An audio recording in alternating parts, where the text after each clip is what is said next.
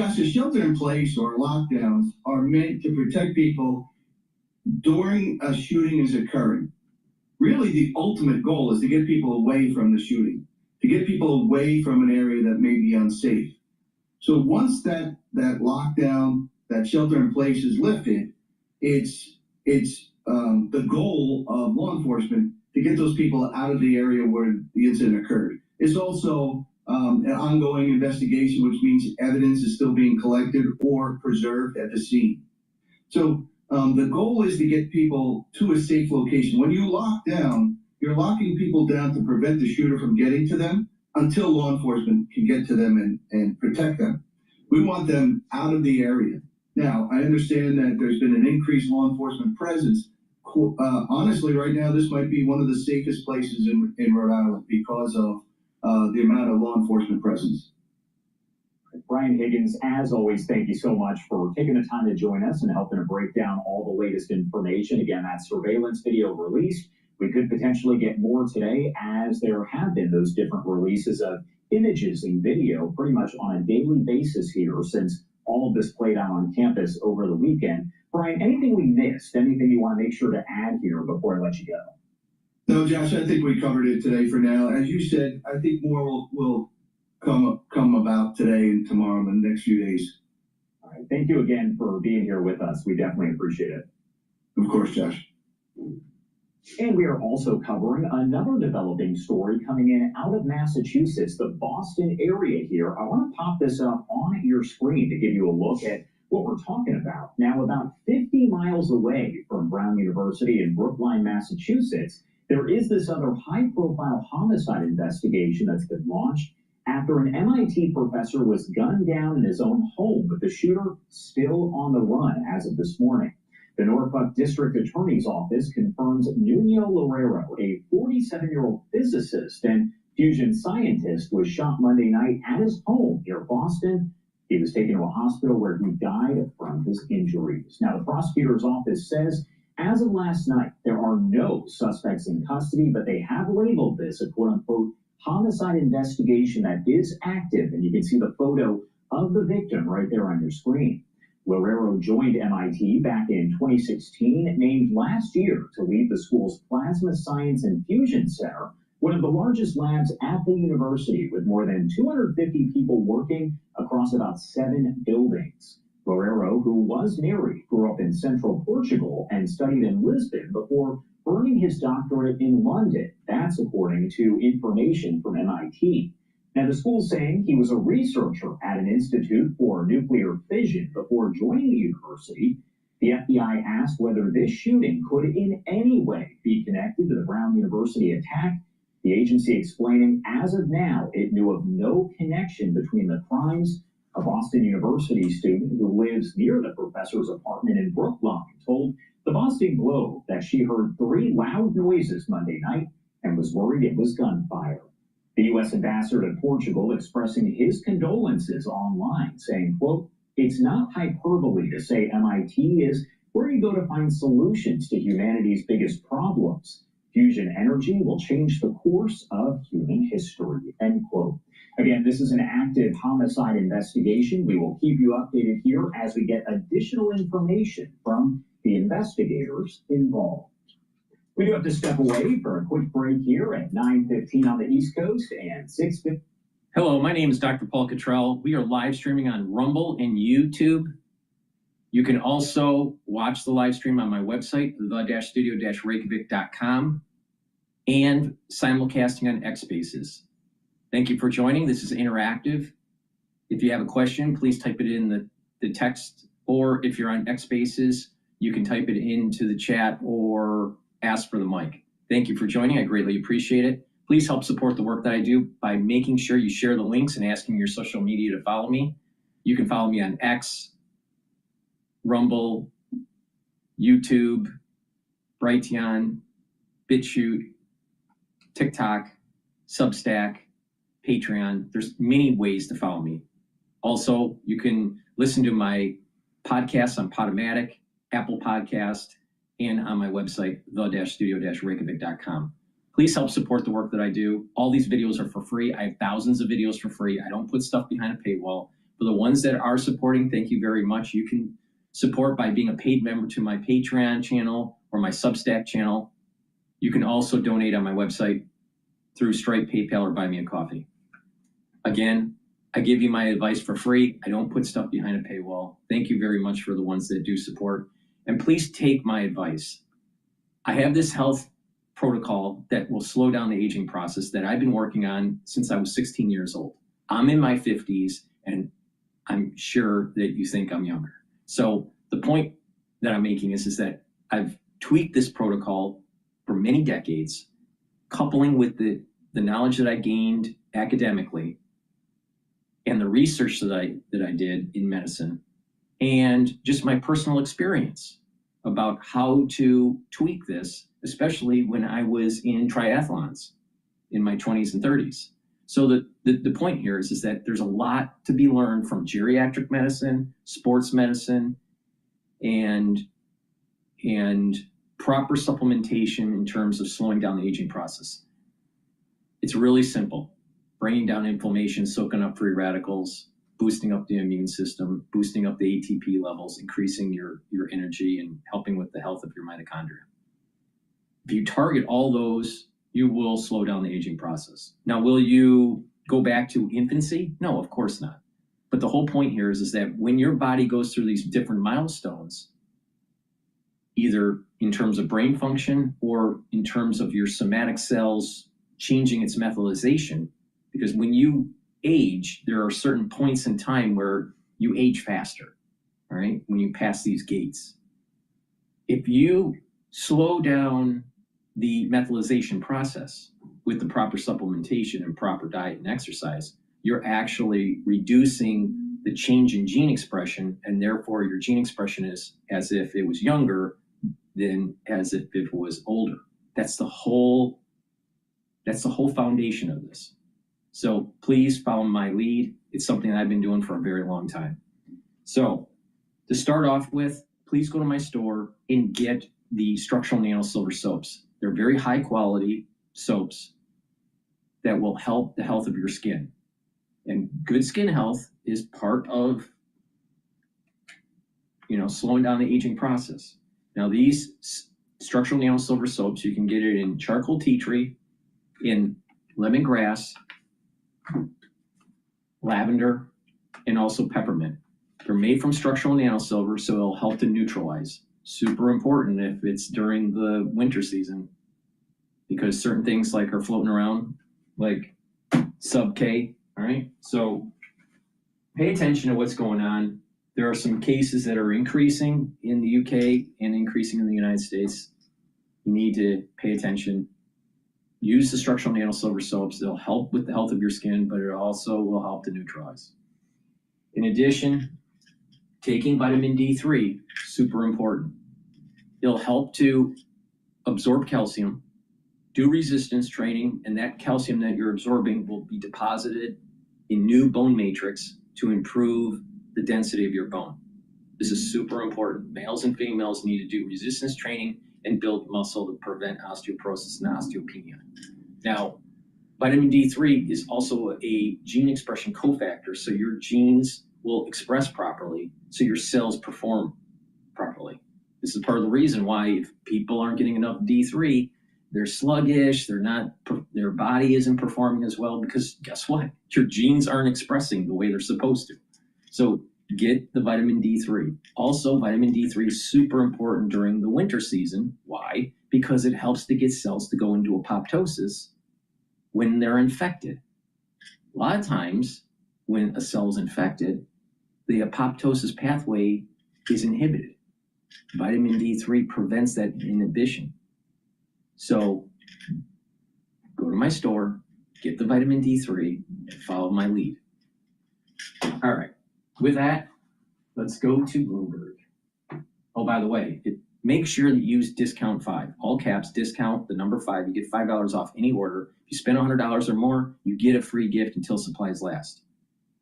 Please, I want you to get the products. I want you to get healthy, because a healthier society means that our healthcare will be less. The cost for healthcare will be much less.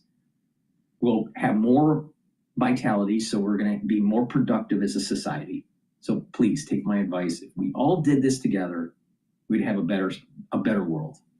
All right, let's go to Bloomberg, listening to Ives talking about AI. AI party starting 9 p.m. It's now 10:30 p.m. Party goes to 4 a.m. All right, 10:30 p.m. until the party ends at 4 a.m. Bud Bush's Dan Ives, always a pleasure. Thank you so much for joining us on set. A lot more to come here on Bloomberg Open Interest. In the next hour, we've got more on the AI trade with Ann Barry of Threadneedle Ventures. This is Bloomberg Open Interest. All right, so we missed Ives' take, but I'm sure they'll replay it, so we'll get it later. The S&P 500 futures is trading at 6,869. It's up 13 points. VIX is trading at about 1589. Oil is trading below oil's trading below $56 a barrel. Bitcoin's trading just below 88,000. And the Japanese yen is trading at 155.58. There's been a big move in pre-market session for natural gas. It's now trading at 3.99 or so, 3.993. I suspect that when the United States hits Venezuela with our air campaign and potentially even naval campaign, because I'm sure that the Navy is going to launch Tomahawks too. I suspect that natural gas will spike, and so we should see the futures of natural gas to go up to maybe about 4.2 to maybe 4.4. But the big move will be the futures in oil. All right. And it's trading below 56. It's just below 56. So, this session will probably trade with a 56 handle, and it'll probably pop up $4 or $5 when the air campaign starts. So, what I did was I put positions in the futures market in natural gas and oil, waiting for the bombing in Venezuela to start. That's my take on it. Now, in terms of the S&P 500, yesterday it closed around 6,800. I have an year-end target of 6,850. Maybe if there's a Santa Claus rally at 6,900, but I doubt that. So I think it's going to be around 6,850. Now, what happens next year? I have a feeling that maybe that first month, maybe January, we might, see a little bit of a decline, and then it'll start to tick up. And the reason why I think it's going to start to tick up, people are going to get these $2,000 rebate checks, right? Or rebate on their a refund on their taxes. I'm not sure how it's going to be used. I think it's actually a reduction of your taxes, how it's going to work. But if or when people start to file at the beginning of the year all the way up to January, because many people wait until January to file, but some people file in January, you're going to start seeing maybe a potential little increase in spending that might help bolster up confidence. So I would really like to get the University of Michigan sentiment data in January to really get a better feel on how the S&P 500 is going to be trading in the first quarter. If it's ticking up in a positive direction, the UMich data, then we're talking about surpassing 7,000 for the S&P 500. But if you start seeing that the consumer sentiment is going negative, or moving in a negative direction, then you're talking about probably sideways trading for the first quarter. We need to take a look in detail about the price structure in this, but we got to wait until the end of the year to be able to do that. There might be a Santa Claus rally. A lot of times there are, But my take on this is that S&P 500 is going to be year end very close to the 6,850 mark. And I've been saying this for months. I've been saying this going all the way back to April. So we'll see what happens. But the big move here is going to be, what does Trump do? Now, Trump's going to make an announcement at 9 o'clock tonight. We don't know what's going to be said. The rumor is that it's going to be more of a end of the year, what was accomplished, and what will be some of the goals of next year. So it's kind of a year-end assessment. But Trump might give you a surprise. And it might be that he announces that he's hitting Venezuela. I'm a little surprised it hasn't happened already. And it could be because of the double tap issue in Congress with the votes. And maybe they need to just, wait a few more days or a couple weeks, let that all simmer down, and then all of a sudden hit. But when they do hit, oil should spike. All right? But it's going to be short-lived. So the way to play it is that it spikes. You assess, is this going to be a one-day event or is this going to be a multiple-day event? And then what will probably happen is that it'll spike, come down a little bit, and then come up a little bit more. So I suspect like a $4 or $5 spike. So let's say it's trading at 56. It probably spiked to 60.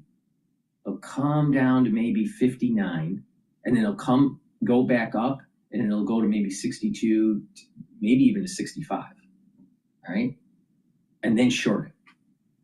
Then sell. Then sell and short the futures. And that way you're making the money up and you're making the money down. Now I just told you how to make some money. All right? So why don't you go to my store and improve your health too and help support the work that I do? Because if you paid attention to what I just said, you're probably going to make a decent amount of money.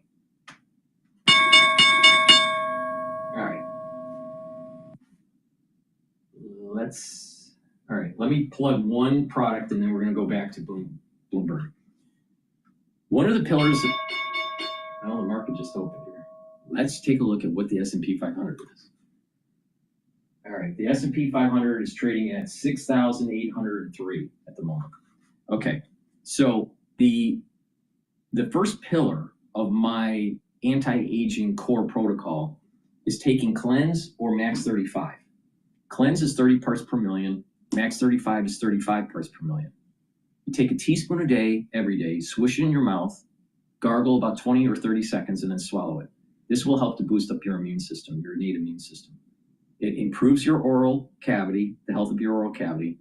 It improves the health of your oral pharynx, which is the back of your throat, helps to maintain your mucosal barrier, and helps the health of your epithelial cells, which are super important. If you have a little bit of irritation or your barrier is compromised, guess what?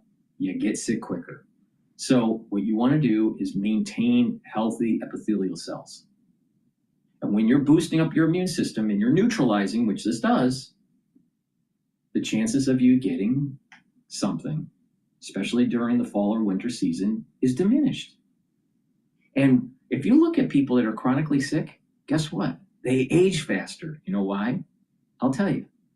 Because they have high inflammation, a lot of free radical production, and that will age the tissues and bring down the immune system if it's chronic.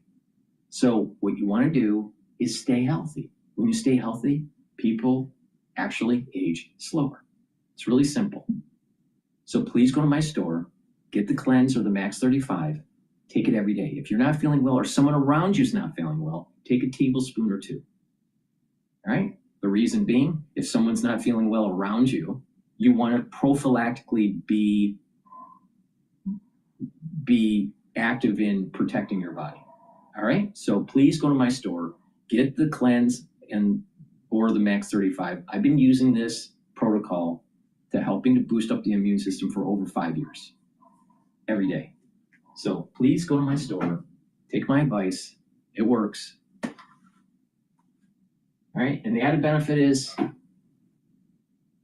you weather the storm in the winter much better, and you slow down the aging process.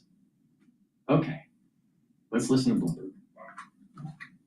The new things that are coming through. And then, of course, there's a very, very important pillar, which is relatively new, which is AI CapEx. And we're not really seeing any clear signs that there's going to be a meaningful slowdown. So as we're looking through to 2026, this is still a really constructive macro backdrop, ideally with less policy uncertainty that was shaping part of the first half of this year. This constructive macro backdrop, that definitely appears to be the consensus. People are really looking ahead to 2026 and saying that they see more of the good stuff, more of the tailwinds that we got in 2025. How much of this is all priced in? I mean, is the best scenario priced in right now? You're right. So this is very much a consensus view. It's always a struggle to find anyone who's very, very negative about the growth outlook.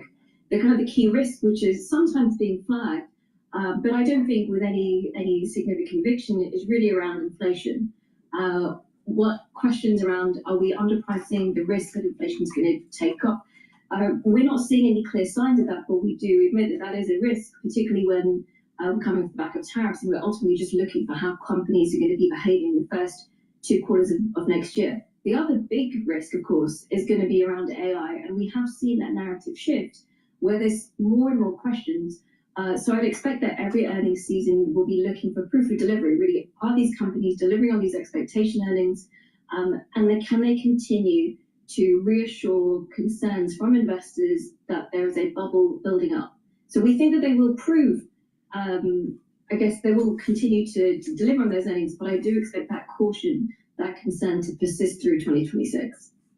That persistent caution will persist. It's going to be something of a backdrop for investors. So do investors start to broaden out their focus beyond the big tech names in the U.S. to the rest of the market in the U.S. to other companies outside of the U.S.? Yeah, as you can imagine, this is really the key question for investors. No one really wants to be left behind in the tech story. There are concerns about the bubble, about a bubble. But that still doesn't mean that they want to necessarily move away from tech exposure. And certainly that is our view as well, that we do think it will continue to be a leader. But there are other ways of positioning the portfolio, kind of adding some elements of diversification, as well as trying to build on something that could be fairly impressive gains for next year. Take my advice. Do not invest in China. Do not invest in Europe. Stay with U.S. equities. Chances are in 2026, there's going to be some concern about the high valuations of these Mag 7 because of the AI investment. We're already seeing problems with Oracle. We're already seeing problems with OpenAI, potentially even problems with NVIDIA. So most likely the armor is cracked and there's going to be less euphoria in investing in these AI stocks, the Mag 7, all right?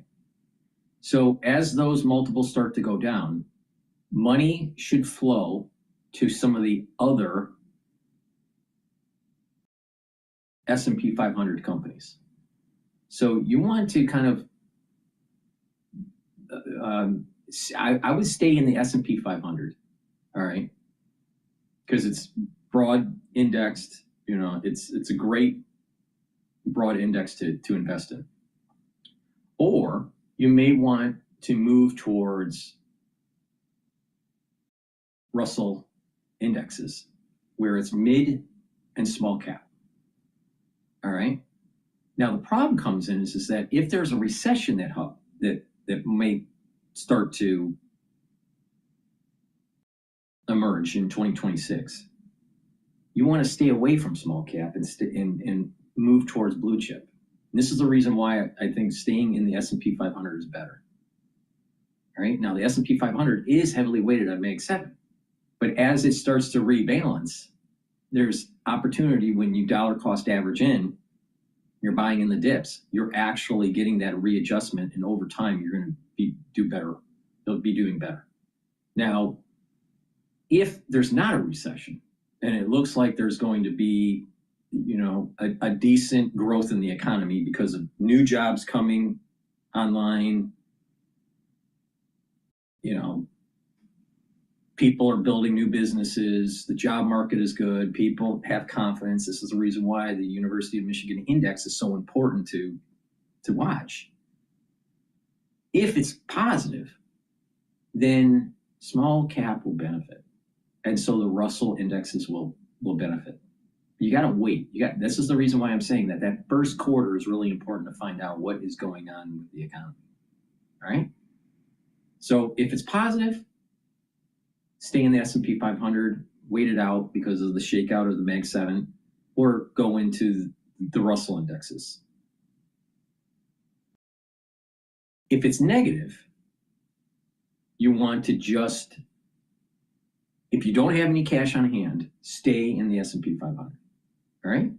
But we'll go into more detail about this in the beginning of January, or the end of December, and look at the price structure and to understand where are the resistance levels, where are the support levels, all right? For ones that have cash on hand, I'd wait until understanding what the data will be from UMich in January. All right. So that's, but in terms of international trading, don't do it. Don't do it. Do not do it. Because we're starting to have more conflicts in the world. And as we move closer and closer to a potential conflict with China, investors are going to be moving to the US as a safe haven and not international. So don't be caught up in that.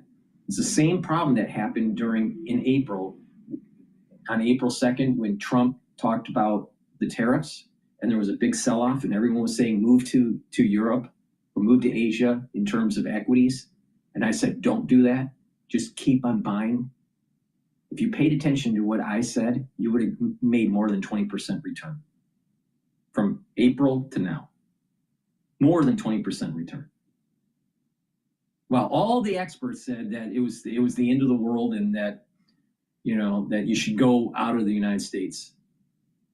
Don't bet against the United States. I'm telling you, do not bet against the United States on this. Now, what is interesting is what SpaceX is doing. It looks like they're going to be IPOing in 2026. The convention is that you don't want to buy into an IPO the first 6 months. All right, the ones that are going to make the money are the ones that are already in the private equity. So if you take it from a conventional standpoint, don't buy into SpaceX, wait about 6 months, then buy the IPO if you want to buy individual stocks. I don't like buying individual stocks because of the idiosyncratic risks of individual stocks versus a broad index. So I take a look at commodities, or broad indexes because of the macro trade. All right. But if you want to take more risk, you can buy into individual companies. Then you could have a higher return, but you can also lose more. It's more risk because of the idiosyncratic. When you buy a broader index, that idiosyncratic risk is diversified out. You can't do that if you're buying individual stocks. You still have the idiosyncratic risk, even if you try to buy 15 stocks that are negatively correlated. All right, you still have problems.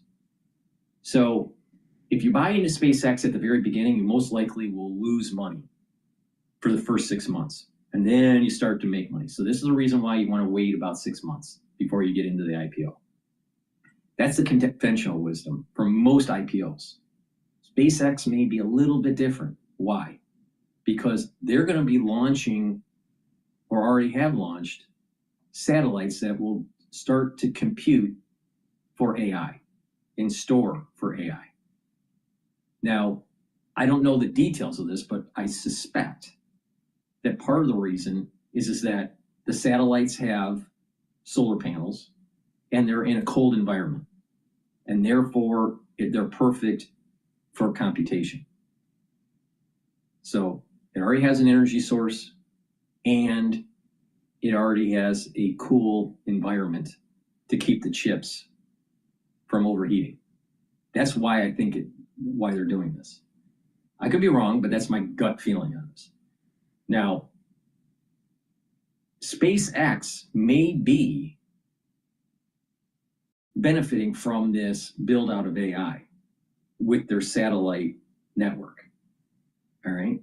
So they may actually be that reason may give you a good indication to buy before the 6 month. All right. So SpaceX may be not your typical IPO. In addition, SpaceX's grid, its satellite grid, is going to be important for the war. So if there is a war in South America or in Asia, SpaceX is going to benefit. In addition, SpaceX, if they just by flipping a switch, they could take the business away from T-Mobile, AT&T, and Verizon, and be a cell carrier by just flipping a switch. It's not like they have to build out anything. So, and Apple has already worked with Elon, with SpaceX, to use their Starlink system. If SpaceX ends up selling phones, then it will also take the iPhone market. Now, I suspect that SpaceX won't do that, at least in the near term, and just leverage their network for AI creation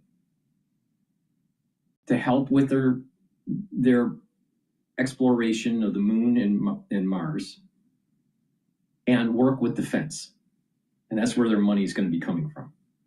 But there's going to be an added revenue stream once Starlink gets on your cell phone.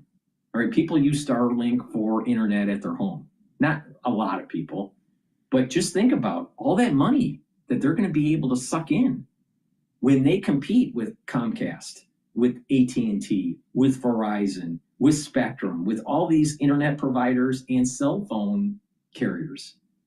SpaceX and Starlink are going to take it's going to be the dominant player. So this is the reason why I think the IPO for SpaceX is going to be pretty good. The question is, do you invest in the first 6 months or not? Typically, you don't want to invest in an IPO, typically, in the first 6 months for the average investor, all right? SpaceX might be slightly different because we're moving into a war and Starlink is tied to the war effort. All right, with that, let's listen into Bloomberg. AMD and Trainium right now in terms of, the accelerator chip capacity that everyone wants to deploy their AI on. Is it fair to call these Trainium chips from Amazon AI chips, or they're not quite there yet? Well, they are still in their third version. So when you compare that to a Google GPU, which is in its 7th version, and really, obviously, NVIDIA is way ahead of everyone else in terms of the number of versions they have with their chips, and every version has a performance upgrade. So from that standpoint, some ways to catch up to, these two NVIDIA and Google GPUs. Okay, got it. We've seen investors start to really make a discernment between NVIDIA and Amazon and Sterling Oracle. Who's coming out ahead? Who surprises you in terms of a company that's kind of shot up to the top of the list? I mean, right now it's Google this year, and that's reflected in their stock performance, not only because they've been able to defend their search business, they've done phenomenally well when it comes to their own chips and the vertical stack integration.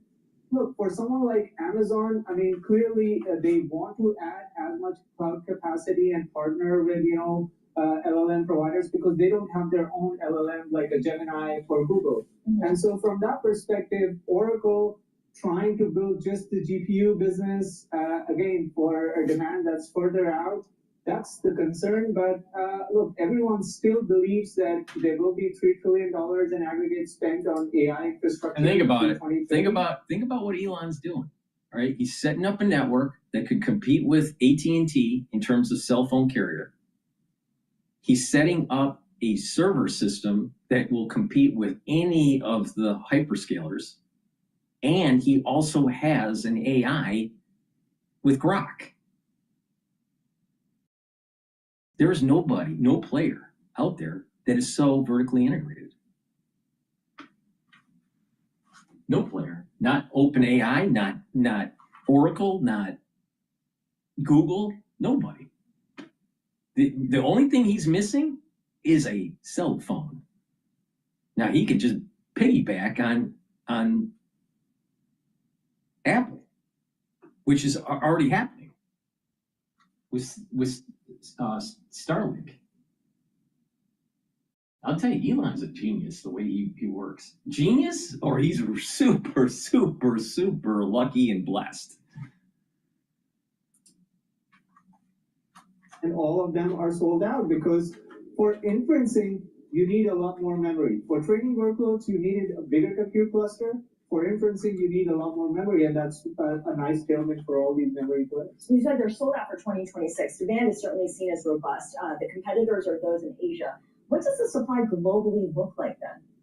Well, so all these companies, I mean, Micron, for example, doesn't have a big China business. So, you know, SK Hynix is still the primary provider for someone like NVIDIA. And so when you look at the DRAM market share, that's how it's translating into, you know, the market shares that we are seeing in HBM, which is the memory used for these AI accelerator chips. And so from that standpoint, all these companies are adding capacity, but we are not at a point where we feel like we'll be oversupplied anytime soon when it comes to memory chips. All right, Mandeep Singh, thank you so much. Mandeep Singh of Bloomberg Intelligence answering all of our tech questions here this Wednesday morning. Coming up, Lennar, the home builder, disappoints. Affordability pressures mounting on the home builder as it navigates what it calls a challenged market. The stock, you can see they're down about 5.5%. That's next. This is Bloomberg Open Interest. All right. We're going to go over a video with the MIT professor that was killed. I suspect that there's some sort of coordinated thing that's going on around the country. Again, keep in mind, I said that there was going to be a curse that starts on September 11th, 2026, because the shofar is not blown on Rosh Hashanah during the Sabbath, and that's when it's going to happen, all right? And you know, in terms of biblical teaching, in terms of the metaphysics of this, you can't silence the Satan or Satan if you can't blow the shofar, all right? So curses come. Now, curses can come to a community or to an individual or a religious group, even a country or the world at large. Now, I suspect that this curse that's going to be coming down will be the world at large. All right, so just keep that in mind, all right? So as these events are starting to take hold, we're starting to like build up to this kind of like larger issue that's going to emerge starting with the opening of the gate of September 11, 2026. And it won't end until the first or second week of October of 2027. So maybe a problem. Please go to my store, the-studio-reykjavik.com. Get the magnesium and zinc. This will boost up your immune system and brain function. And vitamin C and magnesium. This will help with your skin, your immune system, and your brain function. Take them together to get the max benefit. Do it every day, but especially during the winter season to boost up that immune system. And like I've said, because of the aftershock of the crisis of 2020, if you're 40 years of age or older, within 5 years, you're going to know more people that have early onset of dementia. Within 5 years. About 30% of that cohort group that's 40 plus or older, within 5 years, 30% of them will have early onset of dementia of some sort of degree. Maybe slight, all the way to severe. And what you're going to have is they're going to be divided into 3 different categories. Ischemic, where you have microbleeding and microclotting at the cerebral level. That's damaging neurons. That's about 70% of the 30%. About 24.9% of the 30% will develop amyloidosis, build up a plaque, very similar to Alzheimer's. And about 0.1% will develop prion disease. Now, the reason being is that for the last two categories, if you have chronic inflammation, you're damaging the mechanisms in your neurons to break up misfolded proteins. And if you have proteins that have high beta sheets and they're misfolded, they'll accumulate and create plaque and amyloidosis. Prion disease is actually a subset of amyloidosis that's contagious, all right? So point here is that you need to keep the inflammation down, because if you keep the inflammation down, you're reducing the probability of microclotting, you're reducing the probability of microbleeding, you're reducing the probability of not being able to break up those misfolded proteins. Now, you can take my advice or don't take my advice, but my accuracy on the COVID era is like 100%. All right? Maybe 99.999999%. It's very accurate. So please take my advice, but if you don't, it's your own doing. Please go to my store and start protecting your neurons. All right, let's talk about now the MIT professor that was shot yesterday.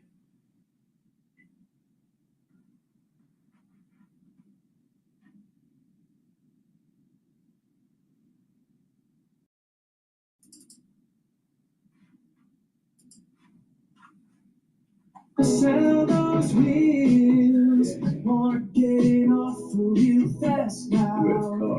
Investigators in the Brown University shooting say there is no evidence of a connection to the shocking shooting death of an MIT professor who was shot at his Brookline home last night. Brandon Truitt spoke to students who say they are rattled by another act of violence impacting a college community.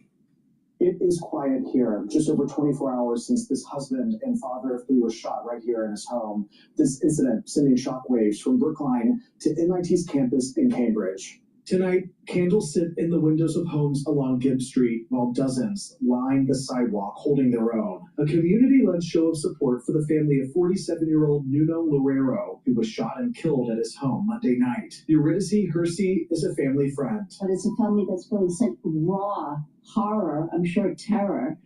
And what do you do with something that's indescribable? By midday, MIT confirming the victim was a physics professor at the university. Originally from Portugal, Loureiro would climb the ranks to lead the Plasma Science and Fusion Center, one of the largest labs at the institution. The university president sending her heartfelt condolences to his family, students, friends, and colleagues. I think it's just really tragic and sudden, and especially this week too. It's just like a lot of really senseless violence. I feel like it hits too close to home. Despite the tragedy happening miles from the Cambridge campus, students Well, here you know, the thing is that if someone says that it's just senseless violence, really? What happens if the violence is strategic? It's not senseless, all right? And I suspect that what is happening with the shootings that happened in DC recently, where the National Guard members, one died and the other one has been released from the hospital. You have the shootings in Brown, the killing of the MIT professor. What about the FBI breaking up a plot in California, a New Year's Eve plot that they were planning for bombing? These are coordinated, all right?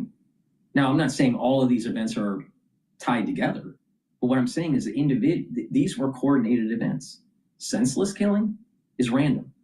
This is not random. Let's just keep that in mind. Now, of course, they interview a stupid student that thinks that, they know stuff, all right? And most students don't know anything because they haven't lived, all right? So it's not senseless. Senseless is random. This is not random. This is targeted. And so intelligent individuals will see that and go, well, okay, what was the reason? Why? And dive into like the details of this. What is going on here? This is coordinated. This was on purpose. Why? It's not senseless. Not every death is senseless. Don't be stupid.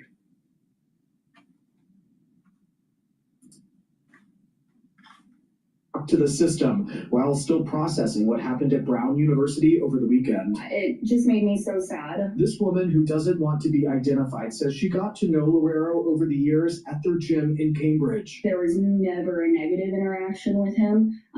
He really was just a sweet person that kept to himself, said hi when I said hi. And it's obviously very sad that we lost a life. Back on Gibbs Street, neighbors who reported hearing 3 gunshots watched as investigators spent the day removing bags of evidence from the home, still stunned by what's unfolded here while throwing their arms around this family. It's the only way to get through something that's so enormous, so tragic, so frightening, so insane. I mean, this community is the only way to manage this. And at this point, no arrests have been made. Police have not made it clear if they know who they're looking for. Their investigation continues. In Brookline, Brighteon Channel, WBZ News. So many questions tonight. Brandon, thank you. All righty. All right, let's listen into another video about this. This was from that was Boston, CBS Boston. Let's listen to Emerson. Oh no, that's Brown. There's more information about the Brown case than anything else. Let's listen to NBC Boston. News tonight, the head of the MIT Plasma Science and Fusion Center was shot and killed at his Brookline home. Authorities say the Portuguese professor died at a hospital this morning. NBC 10's Oscar Margain has more. We heard a really loud noise. I thought it sounded like a crashing. An MIT nuclear science professor shot at his home on Gibbs Street in Brookline Monday night. Police said 47-year-old Nuno Loureiro was taken to a hospital where he died Tuesday morning. He had a young family and, they went to school here. Horrible. Very scary. Absolutely shocked. I know Professor Loureiro very well. I talked to him yesterday during lunchtime. Speaking to us over the phone, MIT's Dr. Boleslaw Weisluch said he worked closely with Professor Loureiro, saying he had been a cherished member of the physics department since 2016. He has been an absolutely wonderful scientist, world-class, renowned scientist in plasma physics. MIT shared a statement saying, "Our deepest sympathies are with his family, students, colleagues." Now, think about this for a second. 1 hour away from Brown University, driving, I think it is, all right? 1 hour away. Killed the next day, all right? And wait a minute here. What's the probability of an MIT professor getting shot in his foyer randomly that works in high-end plasma research? What's the probability of that? Like almost zero that that's random. It had to have been targeted. And not only that, supposedly there were a car that was parked in the wrong way, because that street is a one-way street, is my understanding, and that one of the cars were parked and it looked like it was waiting, going the other way. Well, wait a minute here. What's happening here? Something's weird. I could see someone getting shot that, maybe is working for the deli, or maybe is, even, working, as a researcher at some sort of tech company or something. But a MIT professor in plasma research, nuclear? Wait a minute here. This sounds like state action. Now, which state did this action? Now, if you remember, there were people that were mysteriously dying right before and right during COVID. Remember that? What the hell is going on here?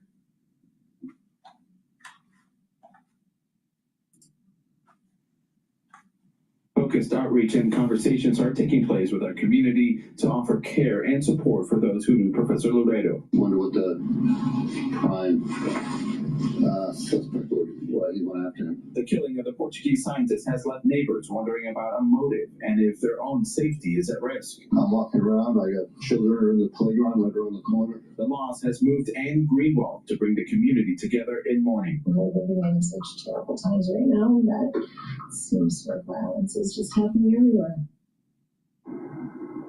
Now you saw Mrs. Greenwald there posting those flyers that look just like this. She's inviting neighbors out here on Gitt Street to put a candle or a light on their window facing the street starting at 7 p.m. in honor of the professor. Now, we also reached out to the Norfolk County District Attorney's Office to try to ask them if there's still a risk out here for the public. They would not answer that question. Reporting live in Brookline, Oscar Mardane, NBC 10 Boston. Very strange. He's feeling unlucky. Very strange. Immediately, when I heard the news, I thought target. He was targeted. Immediately. I didn't even, and another thing, if you remember Ted Kaczynski, all right? The Unabomber, the ones that have lived through the 80s, they would know what I'm talking about.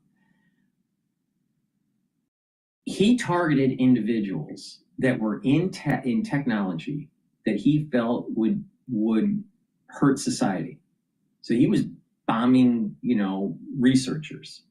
And no one knew who it was. It was the Unabomber. And then eventually his brother realized that he wrote the manifesto that was published, and then they were able to catch him in a small cabin. Right? I immediately thought of that. I immediately thought of like the Unabomber. Right? Now the question is it a state actor that's hunting them down to prevent technology to advance?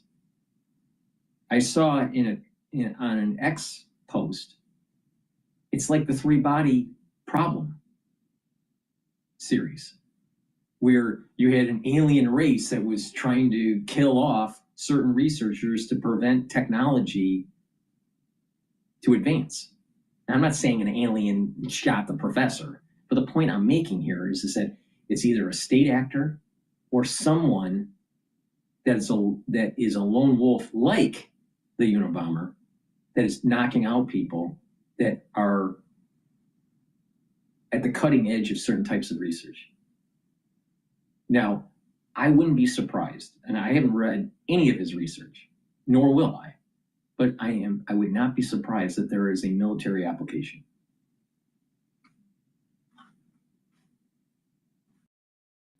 Okay, let's listen into Bloomberg.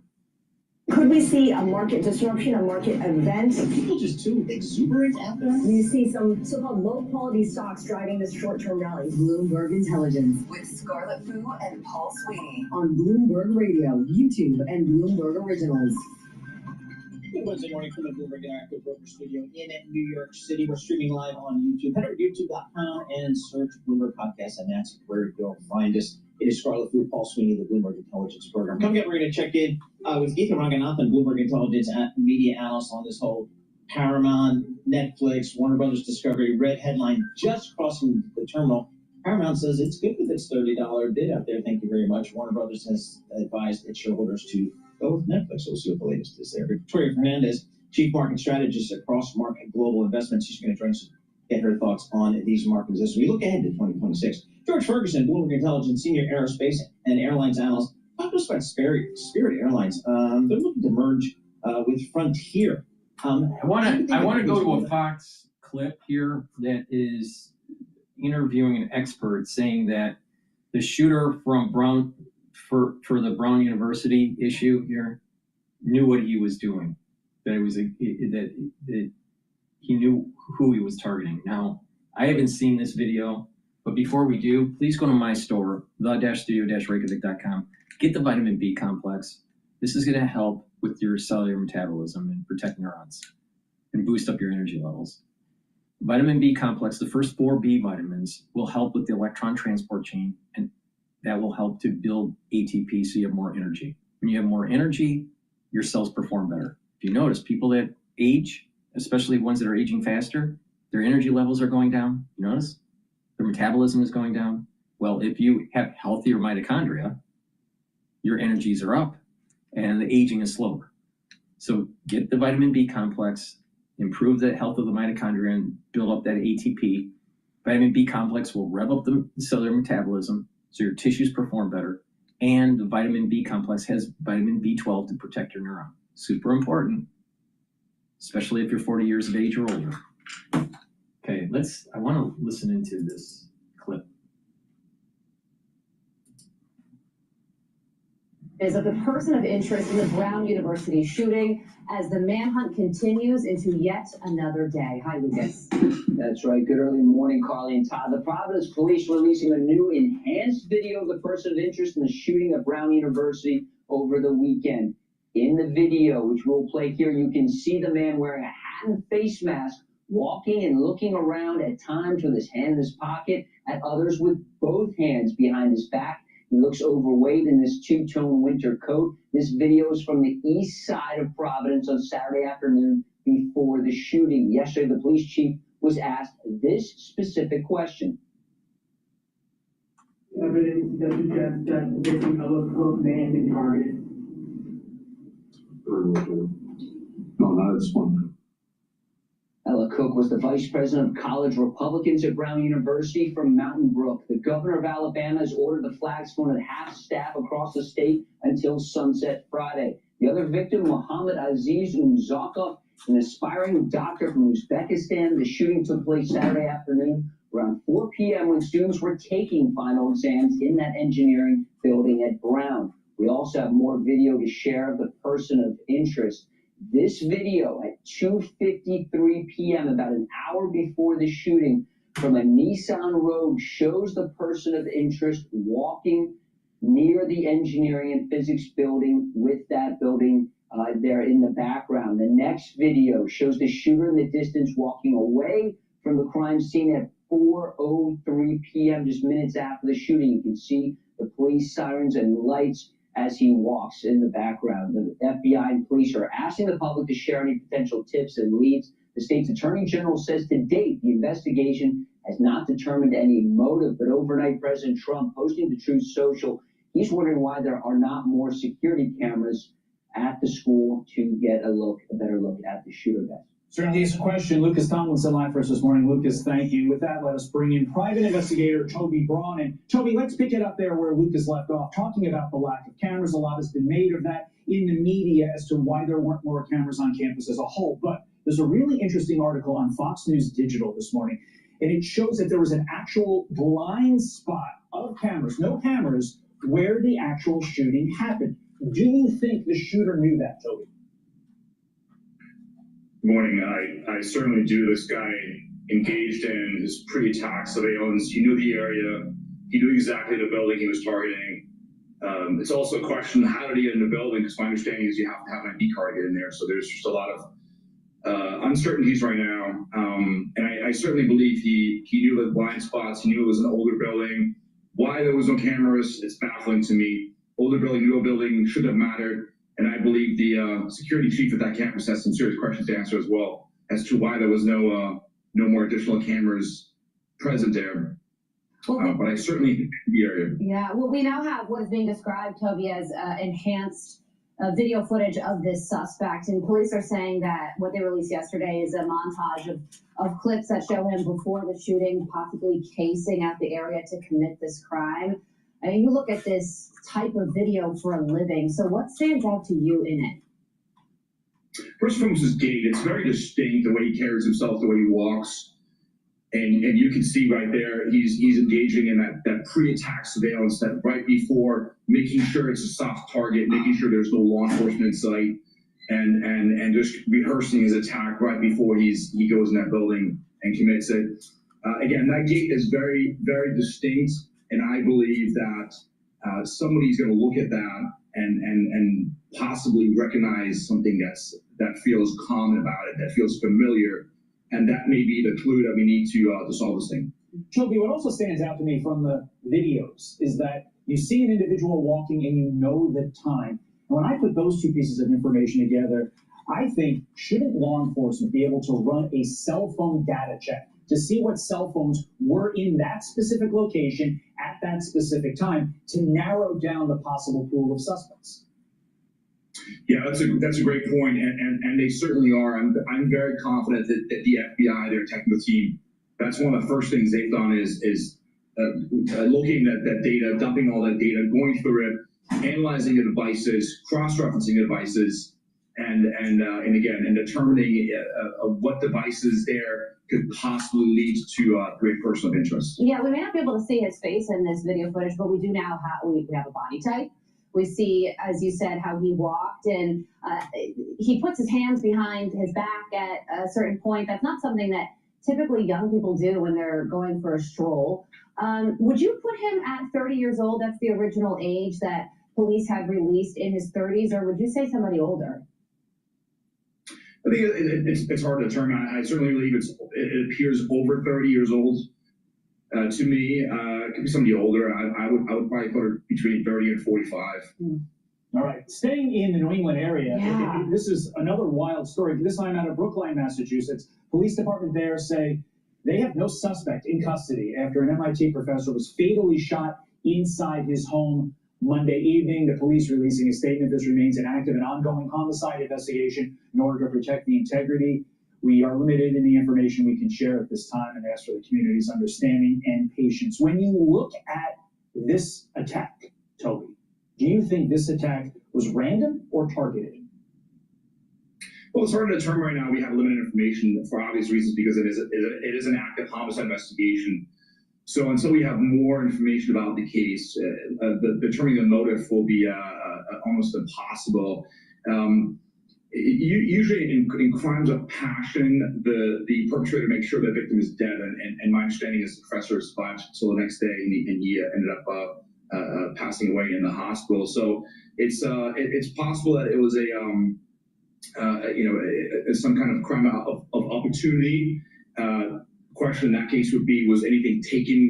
Whether it was belongings, whether it was property, whether it was information, or was this a crime of a targeted attack where somebody wanted this professor dead? I certainly believe that it wasn't a professional hit due to the fact that he survived, and a professional would have made sure that he doesn't. New England authorities have a lot on their plate right now. Two simultaneous investigation. May not be professional, but he may have been targeted. Almost like a lone wolf or a group of lone wolves working loosely together, knocking out certain people. I don't know. It's weird. What's the probability that a MIT professor working in advanced plasma research that probably has a military application gets shot in his foyer?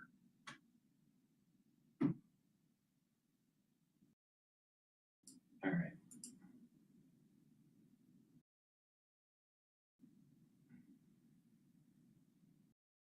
All right, let's listen into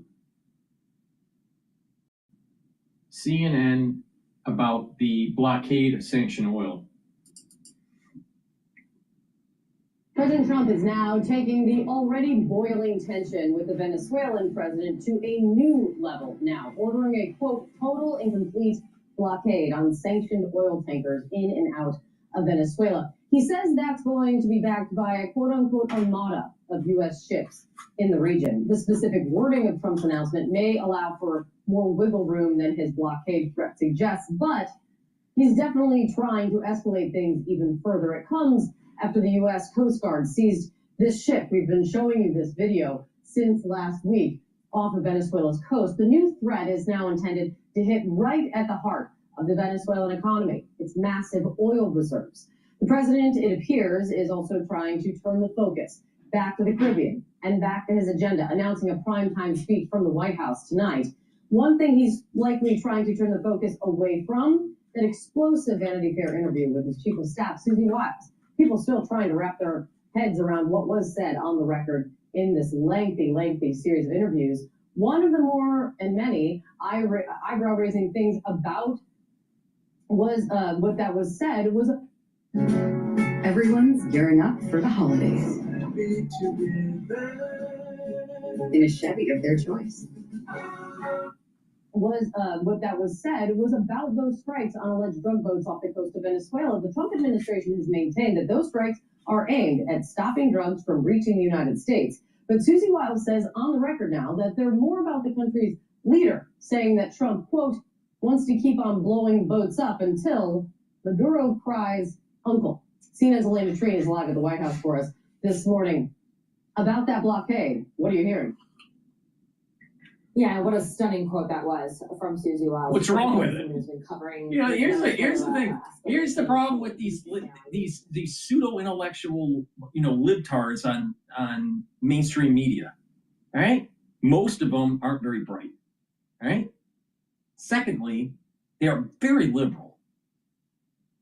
What is wrong with the chief of staff to the president saying we're going to kill them?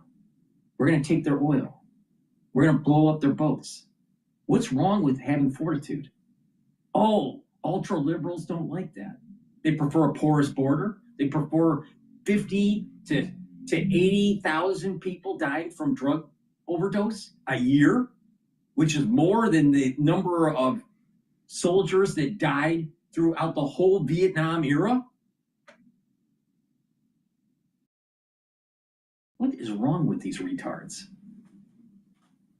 Oh, they're journalists. They're not engineers, they're journalists. Have the White House Chief of Staff say that on the record. It is pretty remarkable, given it's very different, Kate, from what we have heard from officials maintaining that this is all about trying to stop the flow of drugs into the U.S. But to get back to your initial question, President Trump designated Venezuela a foreign. Hello. I know you're a libtard on CNN. What's wrong with having multiple benefits? You stop the drug running, you take the oil, and you take the rare earth metals. And let's not be stupid. Venezuela is the first piece of the chess game between the United States and China. And they don't say anything about Russia and China sending investment and personnel into South America to try to circumvent the hegemonic power of the United States. They don't say that. This book right here that I'm reading, Autocrats versus Democrats, by Michael McFaul. All right, Michael McFaul. Now, he used to be a U.S. ambassador to Russia. All right, and he also worked on the National Security Council for Obama. Okay, and in this book, it states that the Wagner Group is in Venezuela. Now, you know who the Wagner Group is? That's the mercenaries from Russia. And they're the ones that keep on propping up Maduro. Now, Maduro had an election fraud that kept him in power. So Putin is involved in Venezuela. Wake up. This is a world war. But the stupid journalists can't do their job. They can't dive in and go, well, you know what? What is wrong with projecting our hegemonic power in South America, since the Chinese and Russia are trying to circumvent the United States? What's wrong with that? What's wrong with the United States saying, hey, enough is enough, we're getting Russia and China out of our backyard? What's wrong with the United States taking Panama and making sure that we have freedom of navigation through the Panama Canal, since we built it, instead of China? You're going to need the Panama Canal when we have a war with China. Another stupid libtard on CNN. Tuesday. And as you mentioned, he also formally ordered a blockade of all U.S. sanctioned oil tankers that are servicing Venezuela. Now, this is a major escalation and backed, as the president argues, by a giant U.S. armada. And it puts unprecedented pressure on Nicolas Maduro and his regime. A key question, of course, is what will the real impact of this? Maduro should die. Should just be dead. There's nothing wrong with the United States doing this. Nothing wrong with it. Because we need those resources to make sure that we win against China.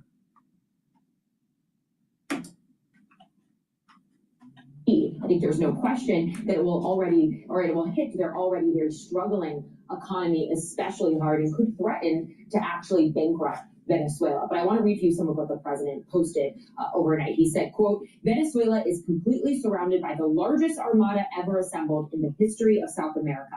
It will only get bigger, and the shock to them will be like nothing they have ever seen before. Until such time as they return to the United States of America all of the oil, land, and other assets that they previously stole from us. Now, I should say, Trump incorrectly argued that they have stolen a lot of oil and resources from them. That's not necessarily true. We have reached out to clarify those remarks. Venezuela and the Maduro regime is also hitting back very hard. They're arguing, essentially, that this is showing the real threat or real kind of goal of the president, which they are arguing is to steal the wealth of the country. So a major escalation here of what we are seeing from the president toward that. Why don't they say that the Wagner Group is in Venezuela? Why? Why don't they talk about the investments that are coming from China? Why? Because Trump must be bad always, according to CNN.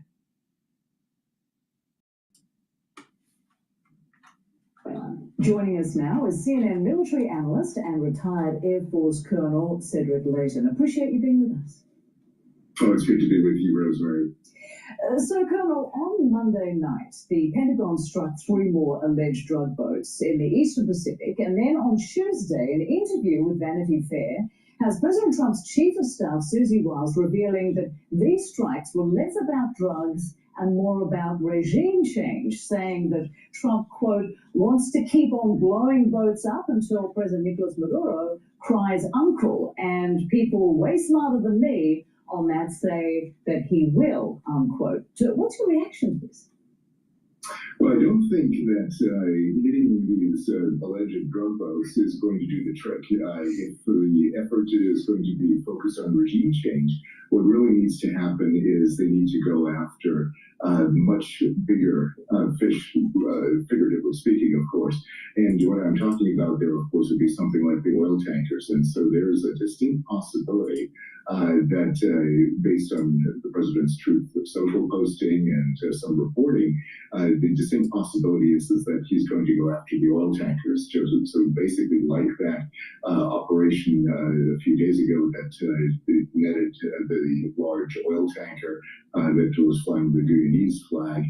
That is the kind of thing that we can expect to see. And if he's going to really blockade Venezuela, and specifically with the purpose of going after those oil tankers, that would be more likely to create the conditions for regime change. It's definitely not a guarantee that it would happen, but it's certainly much closer to achieving that goal as opposed to going after the small alleged drug vessels. Right, and what is your view of that strategy?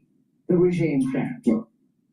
Well, I don't think it is the smartest thing to do at this point in time. I think there are a lot of other things that can be done when it comes to Venezuela, but there is certainly one aspect of it is certainly in Trump's camp, and that is the fact that Maduro lost an election, a popular election, and in that sense, he's illegitimately the president of Venezuela right now.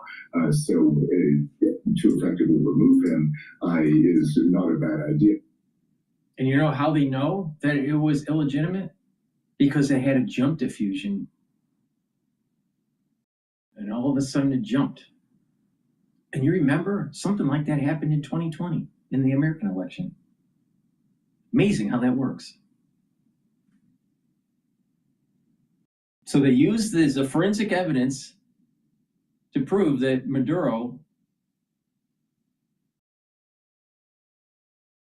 cheated in the election. And they won't pay attention to the forensic evidence on how the Democratic Party cheated during the 2020 election. Yeah, it's the same jump to fusion. It should be done by the Venezuelan people.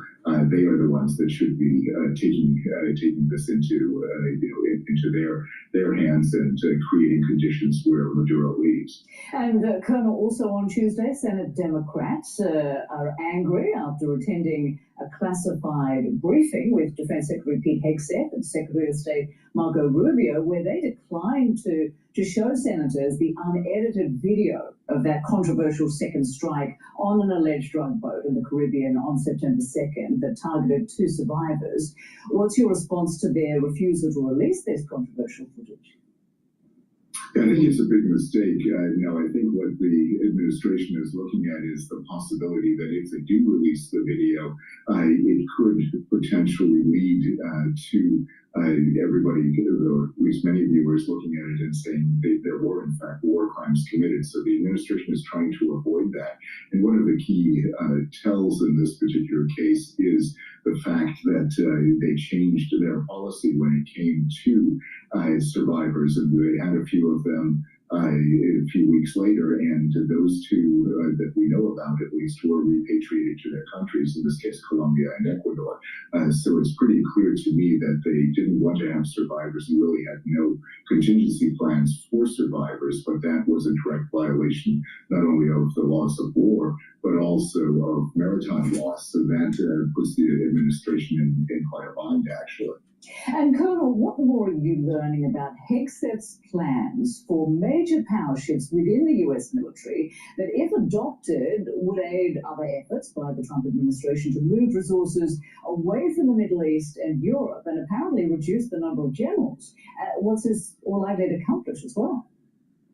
Yeah, so this is a very interesting development, and of course they'll tell you that it's a pre-decisional phase that they're going through right now, so they haven't made a final decision. But if they actually decide to reduce the number of 4-star slots that are 4-star general slots that are slated to command the unified commands, such as European Command, African Command, Central Command, that's responsible for the Middle East, and similar commands, that really creates a problem, because it's really important for us to have a handle on what's going on regionally in each of those areas. And Europe, of course, is critical at this particular point in time, as is the Middle East. And if we withdraw from those areas, as well as Africa, that's going to create a real problem. All right, we'll see what happens there. Colonel Cedric Layton, thank you so much for joining us.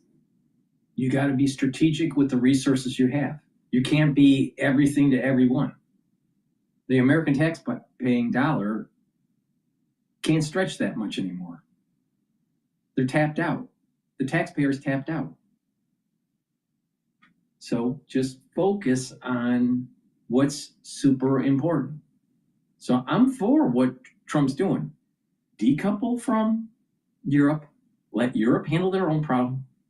Let's not be focused on Africa, and let's be focused on the Western Hemisphere and the Asian theater. Totally. I think what Trump's doing is right. Hopefully he doesn't chicken out when the war in Taiwan starts.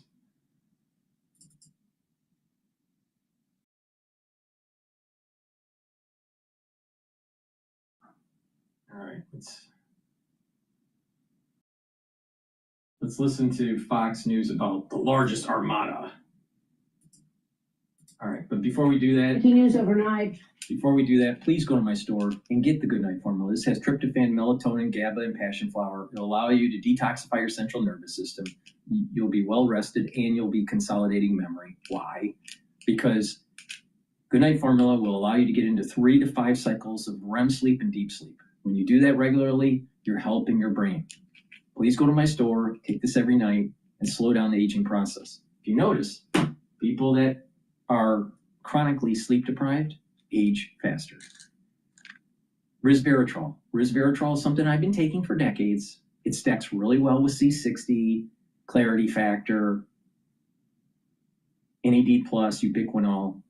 And the reason why you want to take resveratrol is it helps to maintain and promote youthful gene expression. It also gets rid of cells that are in senescence. And resveratrol is an antioxidant. It's going to soak up free radicals and help the health of your mitochondria so you have more energy. So please go to my store, slow down the aging process, and have your tissues healthier by taking resveratrol. In addition, resveratrol works with the basal layer for your skin, so your skin improves. So please take the resveratrol every day. And like I said, it works even better when you mix it with C60.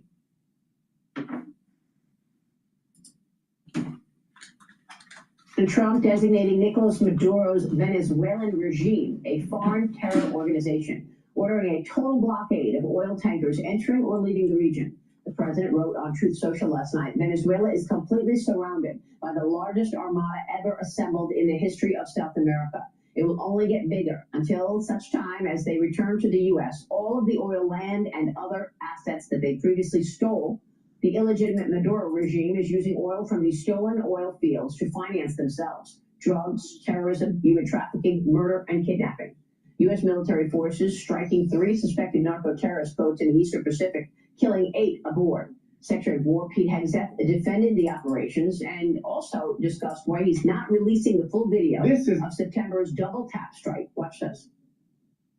It is the 22nd bipartisan briefing we've had on a highly successful mission to counter designated terrorist organizations, cartels, bringing weapons meaning drugs, to the American people and poisoning the American people for far too long. So we're proud of what we're doing, able to lay it out very directly to these senators and soon to the House, but it's all classified. But in keeping with long-standing Department of War policy, Department of Defense policy, of course, we're not going to release a top secret full unedited video of that to the general public. Hask and appropriate committees will see it, but not the general public.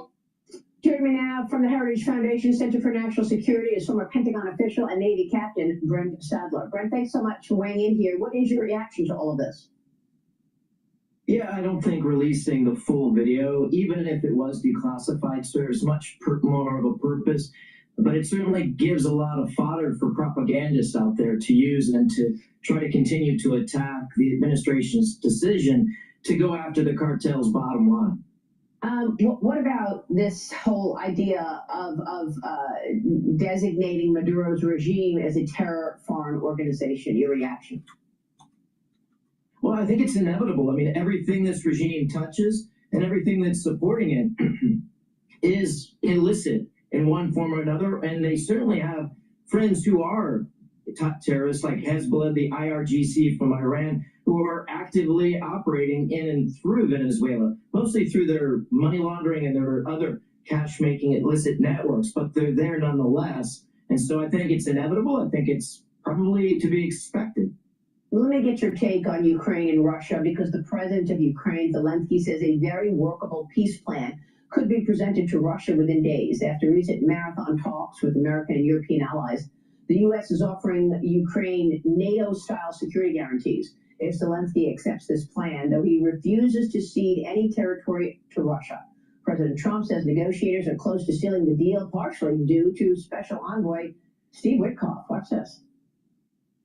People love Steve, and I think we're going to be pretty close. I mean, we're going to see. I thought the easiest war to settle would be Russia, Ukraine, because they have a good relationship with Putin. It would have never happened if I were president.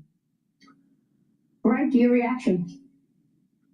It's hard to be optimistic. I mean, and also the notion that there might be a Christmas ceasefire, at least a pause in hostilities. I mean, the Russians are doing their seasonal attacks against Ukraine's energy sector to try to freeze out the civilian population.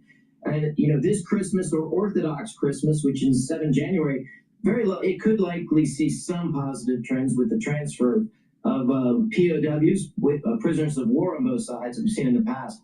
But until there's significant pressure brought to bear both on the battlefield as well as the bottom line of the pocketbook on Moscow, it's hard to see how Putin is compelled to enter seriously a lasting ceasefire. And that's going to require harsher actions against China's economic support, industrial support to Russia, and certainly trying to get an alternative and get the Indians off of Russian oil as well. Well, I mean, look, we've got more tensions even in the South China Sea as well after the Chinese Coast Guard shot water cannons at Philippine fishing boats last week.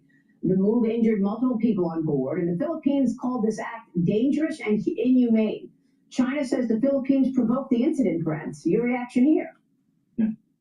I've seen this video over and over again. I mean, play a year and months now with China and the way that they bully its neighbors across the east as well as the South China Sea. It's important to note that just a couple weeks ago, you had historic high levels of Chinese naval assets, ships and aircraft at sea in what normally is a quiet time of year in the winter months. Currently, the Fujian, the latest Chinese aircraft carrier, is just completing sea trials. So there's a lot of military activity while you're having this very violent kind of tussles and these disputed features in the South China Sea. Very clearly, the Philippines have been following, I think, a successful policy of exposing. But until, again, more is brought to bear on cost for the Chinese on doing this, we're just going to keep seeing it. Well, I mean, how would you assess President Trump's foreign policy moves in this first 11 months, given the fact that we've seen Venezuela on the march, Russia on the march, China as well? Refreshingly explicit in where America's red lines are, and also the willingness to use force. Most notably, that was underscored with the attack on Iran's nuclear weapons enterprise in the summer. But unfortunately, probably going to have to exercise that military utility probably even more than what we're seeing against the cartels in the Caribbean and the Eastern Pacific to really get Moscow and Beijing's attention in a meaningful way. That doesn't mean you have to strike them militarily, but you certainly need to show them the hammer a lot more visibly. Yeah, and we should also add to the list radical Islam, which has been obviously coming up now just recently with these recent attacks, and of course, President Trump responding. But you mentioned that Iran attack could not be more important, of course, in this first 11 months of the president. Brent, thank you. Brent Sadler joining us. All right, we're going to go to CNN to cover a clip that's dealing with the mid-air collision around Venezuela. Please go to my store, the-studio-reykjavik.com. Get the clarity factor. This is a very strong neural stack that's going to help you to concentrate on tasks, get rid of that brain fog, and over time improve your neuroplasticity. It's going to help link your neurons together through dendritic connections. Make sure you drink it with filtered water, but take it every day. And when you do this, you're going to think faster and you're going to have better memory. Please get this very high quality neural stack. Right? And you can stack it with also C60. Works really well. Also you can stack it with resveratrol. Very high quality neural stack. Omega-3 helps with your cardiovascular health. Brings down LDL levels, helps to increase your HDL levels. Brings down inflammation and prevents your red blood cells from overclotting. Please go to my store, do some resistance training, do some cardio training, proper diet, proper exercise, proper supplementation. Get the omega-3, improve your cardiovascular health. Many people in the United States have cardiovascular disease. So you need to take care of that. So please, control that lipid profile and bring down inflammation so you're preventing further plaque development. Use discount 5, you get $5 off any order. If you spend $100 or more, you get a free gift until supplies last. Jet going from Aruba to Miami narrowly avoided a near collision with a U.S. Air Force refueling tanker near Venezuela. This marks the second reported near mid-air collision in as many days near Venezuela. Pete Montini joins us now. Pete, what are you learning about this? Well, the good news is these incidents have been happening in clear weather in daytime, so these pilots have been able to spot these collisions in the making before they got much, much worse. This latest case happened Saturday afternoon, but just coming to light now. And we're able to piece this incident together from the air traffic control audio from liveatc.net. This close call was detailed by the pilots of this private jet that just departed from Aruba on its way to Miami. It's only about 15 miles from the coast of Venezuela, where the airspace is pretty sensitive right now, to say the least. The pilots essentially reported what the crew of a JetBlue flight reported just the day before. A large United States Air Force aerial refueling tanker appearing without triggering their in-cockpit collision warning systems. The pilots of this private jet say they were climbing through an altitude of 26,000 feet when they said they would have climbed into the Air Force jet. And I want you to listen now to the radio transmissions in which they describe this encounter being too close for comfort. Listen. We just got that traffic. I don't know how we didn't get an RA for that, but they were really close. RA meaning a resolution advisory on the traffic collision avoidance system. The pilot said the plane looked big, like a Boeing 777 or 767, which is similar to an Air Force tanker. That new incident comes just one day after the pilots of a JetBlue flight said they had to abruptly stop their climb due to an Air Force refueling tanker that crossed directly in front of their flight path. That incident happened after that JetBlue flight took off from Curaçao, so in roughly the same area of the Caribbean Sea where this new incident occurred. The Pentagon and Dutch officials are reviewing that case involving that JetBlue flight. The National Transportation Safety Board tells me it's gathering information on these two incidents, but has not officially launched an investigation on either one of them. All right, we'll be looking for that. Pete, thank you very much. A second near collision in the skies near Venezuela just one day after a similar incident. This one involved a private jet and a U.S. Air Force refueling tanker. This is one of the pilots of the private jet moments after it happened. We just got that traffic. I don't know how we didn't get an RA for that, but they were really close. Right, this is the second reported near collision near Venezuela in 2 days. Last month, the FAA warned U.S. airlines of heightened military activity over that country. With us now is Brad Bowman, a former Black Hawk pilot. Brad, great to see you. Just two near misses in the same general area. How alarming is that? Thanks for the opportunity to join you, John. When I look at these back-to-back aviation incidents, they're different, the two of them, but they're both deeply concerning. Thankfully, the disaster was avoided and no one was injured. In either case, the commercial pilots took appropriate action to maintain separation and to report the incident, so hopefully this doesn't happen again. But if changes aren't made, we may not be so fortunate in the future. And when you have commercial aircraft and military aircraft conducting combat operations in close proximity with one another, that can obviously be a dangerous mix. Why is that? Well, the military aircraft don't want to be seen by the adversary. Obviously, that means they might get shot down. So that means they're going to, as they approach the area where they are or might be conducting combat operations, they're going to turn their transponder off. You know, if you are the one in the cockpit or a parent or loved one of those service members, that's exactly what you want them to do. But obviously, efforts to make sure that the adversary can't see you also means that air traffic control and commercial pilots can't either. And so that's why you have to have procedures in place to avoid such things like this. And I would just add that the FAA did issue notices on November 21 warning pilots and airlines to exercise caution in and around Venezuela to avoid risk. And they repeated that on Tuesday. But, the traveling public, these pilots, they have a right to, they have a reasonable concerns here. And I have sources in the military that tell me that they saw these commercial aircraft and were taking appropriate steps. But this was indeed deeply concerning. Whose job is it to deconflict when these jets get close? It's a fair question. It's the job of every pilot, whether commercial or military, to ensure that they maintain separation with other aircraft. So it's the job of every pilot. The FAA has issued these warnings. That's the FAA doing their job. These commercial pilots did their jobs fully by having their transfers on and contact and coordinating with ATC and taking appropriate action. I really think that we need to be scrutinizing whether it makes sense right now, whatever one thinks of what's happening in Venezuela, and I have concerns, whether it makes sense right now for commercial airlines to be flying through an area where the FAA has explicitly issued warnings, and we may have imminent increased combat operations as we speak. Yeah, they can just choose to go elsewhere or not go in that area, correct? Right. No, I mean, there's major inconveniences to the lives of the traveling public. Not great for these airlines, but in the end, right, you're talking about a war zone, and an FAA warning has been issued. So I would not be advising my loved ones right now to be anywhere near that area. All right, Brad Bowman, exactly. Great to see you this morning. Thank you very much. If the public are flying in the area and they know that Trump may be bombing and doing operations around and in Venezuela, don't be surprised. You know, don't be stupid. Just don't be in that area.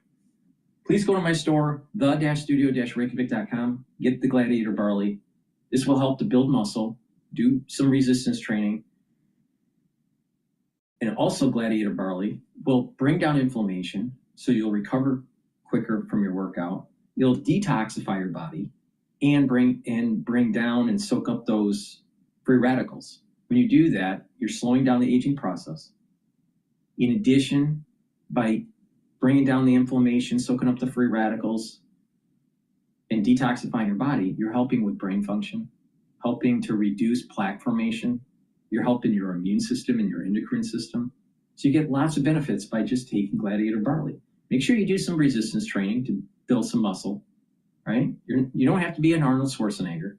But the thing is it's important to build muscle, especially your back muscles, to maintain good posture, strengthen and thickening your vertebrae, improving lymphatic flow when you have better posture, and improving your venous return flow to your heart. So please take my advice, get the Gladiator Barley, do some resistance training, and improve your immune system and your endocrine system. Myotrol you can take separately, but it works really well if you stack it with the Gladiator Barley. Myotrol has polyphenols, flavonoids, and lignans to help with the gene expression to build muscle. When you get older, it's harder to build muscle because your genes are methylating. Myotrol helps to express those genes that you need to build muscle. Make sure you do some resistance training. You'll notice that you'll gain muscle and maintain it. This is really important if you're 40 years of age or older. If you're an athlete and you want to gain strength for your sport, I recommend taking the Gladiator Barley and the Myotrol together. That's for individuals that are athletes, younger or older. But you can also benefit from taking this stack, even if you're not an athlete. See, like I said earlier in this video, there's a lot to be learned from geriatric medicine, sports medicine, to help to slow down the aging process. And I'm giving you what you need to be able to benefit from that research.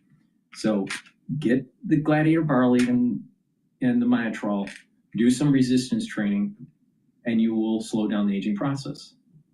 It's that simple. It's not overly complicated.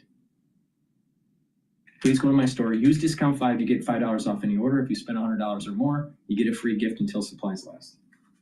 All right, let's listen into France 24 about the blockade to get a perspective, an international perspective from France. Best is with me now. Philip, why this announcement now? Well, that is a very good question, Stuart, which I think many are trying to work out as to exactly what is going on in the United States and what the final end game is as far as Donald Trump is concerned with Venezuela. Remember, we've seen a switch from originally firing on boats in the region, then we've seen ships that have been seized. There are rumors going around that there's also regime change in the air from the part of the US administration. If you look at the message that Donald Trump has posted on his Truth Social, it's quite long and detailed. It says, Venezuela is completely surrounded by the largest armada ever assembled in the history of South America. He says it will only get bigger, and the shock to them will be nothing like they've ever seen before until such time as they return to the United States of America all the oil, land, and other assets that they previously stole from us. But he hasn't really gone into any detail about what that actually means. And at the same time, there is a feeling, I think, in Washington of this cover-up over the firing on boats, fishing boats in the Caribbean and the East Pacific. 25 have been hit so far. About 95 people have been killed. There is this film, this video of one of the boats being hit. You get the original video, but you don't get the second video, which the authorities have refused to release for the moment. And that is presumably because of the fact that Pete Hegseth, the Defense Secretary of the US, is reported to have said kill all those on board. And if that is the case, then that it could also be affiliated as being a war crime. So a lot of unanswered questions, but Trump is basically... These crazy liberals are, they're so worried about making sure you play patty cake with your enemy. We have lost the concept of winning. You got to win the war. And they just want to just have all the lawyers just run the war effort. It's amazing. It's amazing. 3 things, using oil to fund drug trafficking and other crimes, including human trafficking.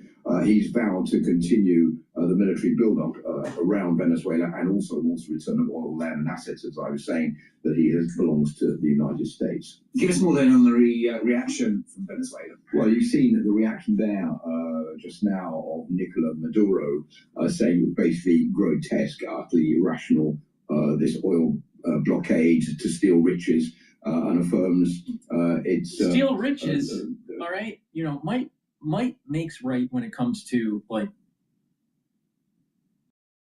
defending the land, right?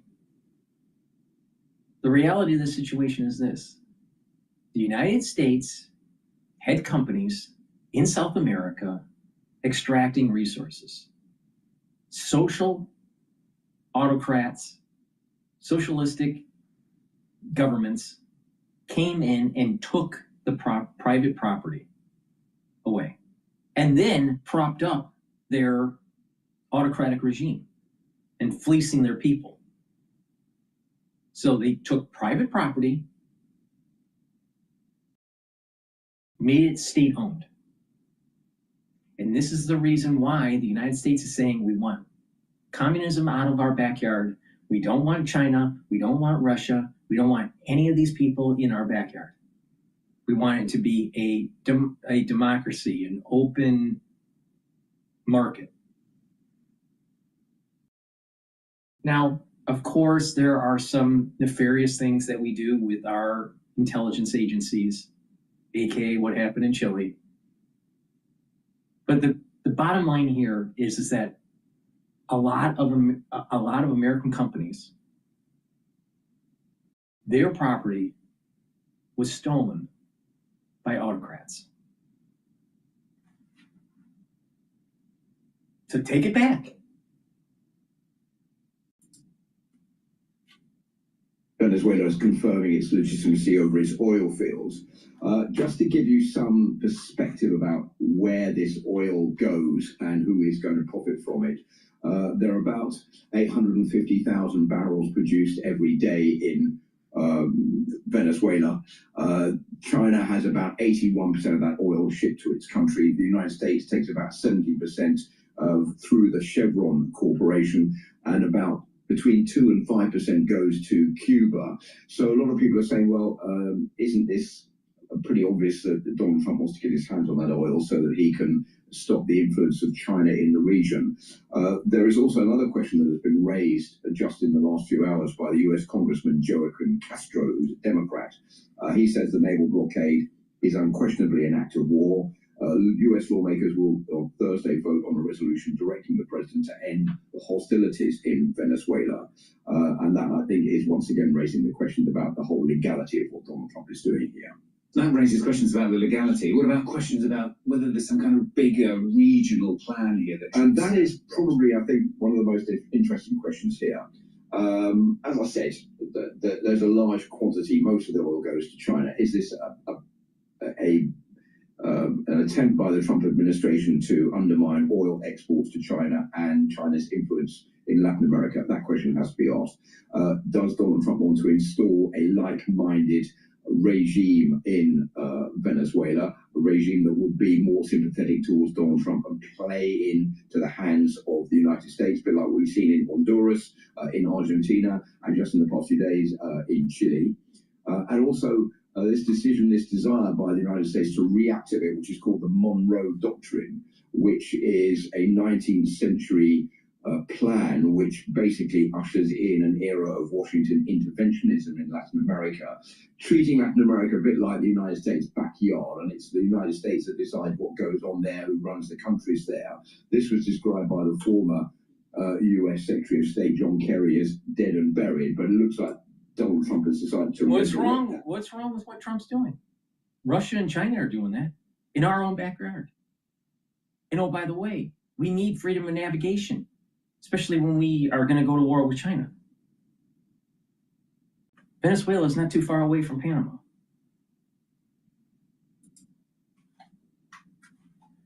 And to try to exert his influence over countries that he believes could be more useful for the United States, and certainly at the moment conceived as being not useful at all in the case of Nicolas Maduro.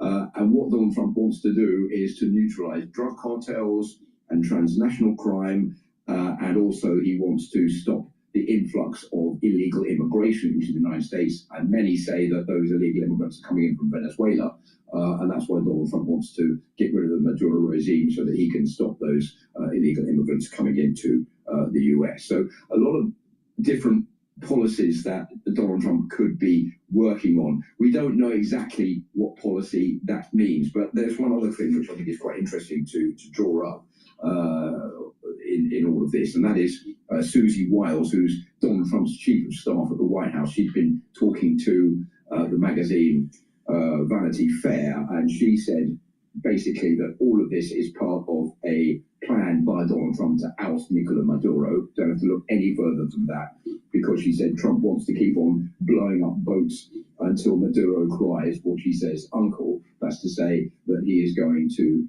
quit power. And in a phone call that Donald Trump had with Nicolas Maduro in November, he's reported to have given the Venezuelan president free passage out of the country, but to leave pretty rapidly. That is something that Nicolas Maduro, of course, has turned down. Good, thanks very much for telling from our international affairs desk. All right, let's listen into France 24 about the oil price to rise because of the sanctions.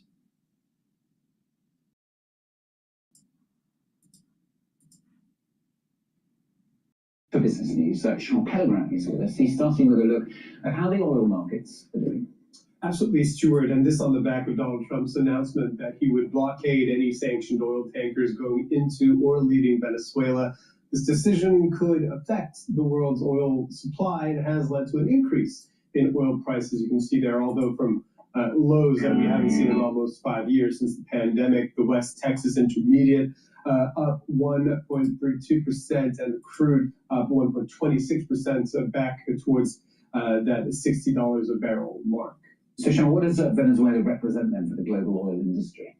Well, it has the world's biggest oil reserves, but they're underused. And last month, on average, tankers going to the country loaded about 590,000 barrels per day. That's only a fraction. It's not just about the oil reserve, it's the type of oil, the density of the oil. It's thick, it's heavy crude.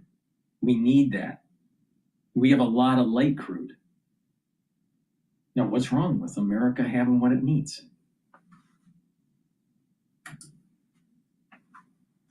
Million barrels per day used globally. It wasn't always this way, though. The country used to be a major producer a decade ago, but it has since been hamstrung by U.S. restrictions, more recently by the seizure of that tanker by the U.S. last week, and a cyber attack, which has crippled the main state-run oil exporter. All of this has gridlocked exports, which are, at this point in time, mainly going to China.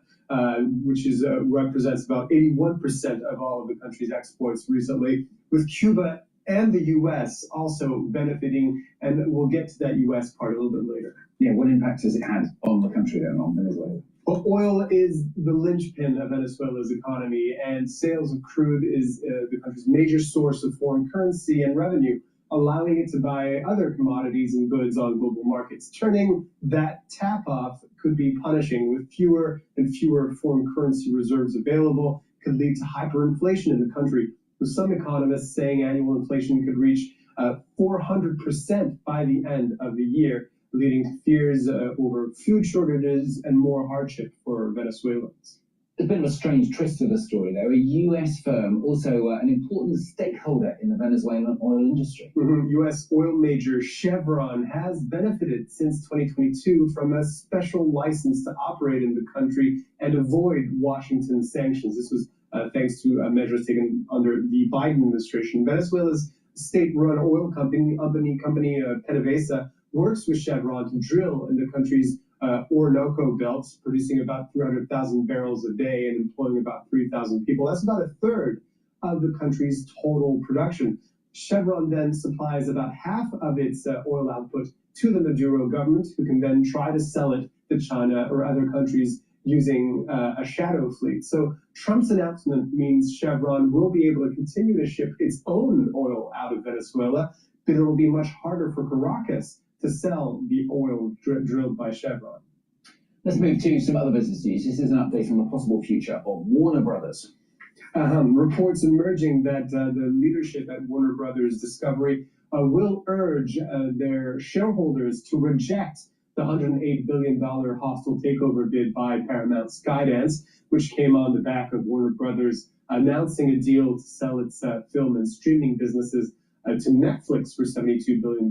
This comes as one of the major financiers of Paramount's bid. Affinity Partners, which was founded by Donald Trump's son-in-law, Jared Kushner, has reportedly pulled out of the bid.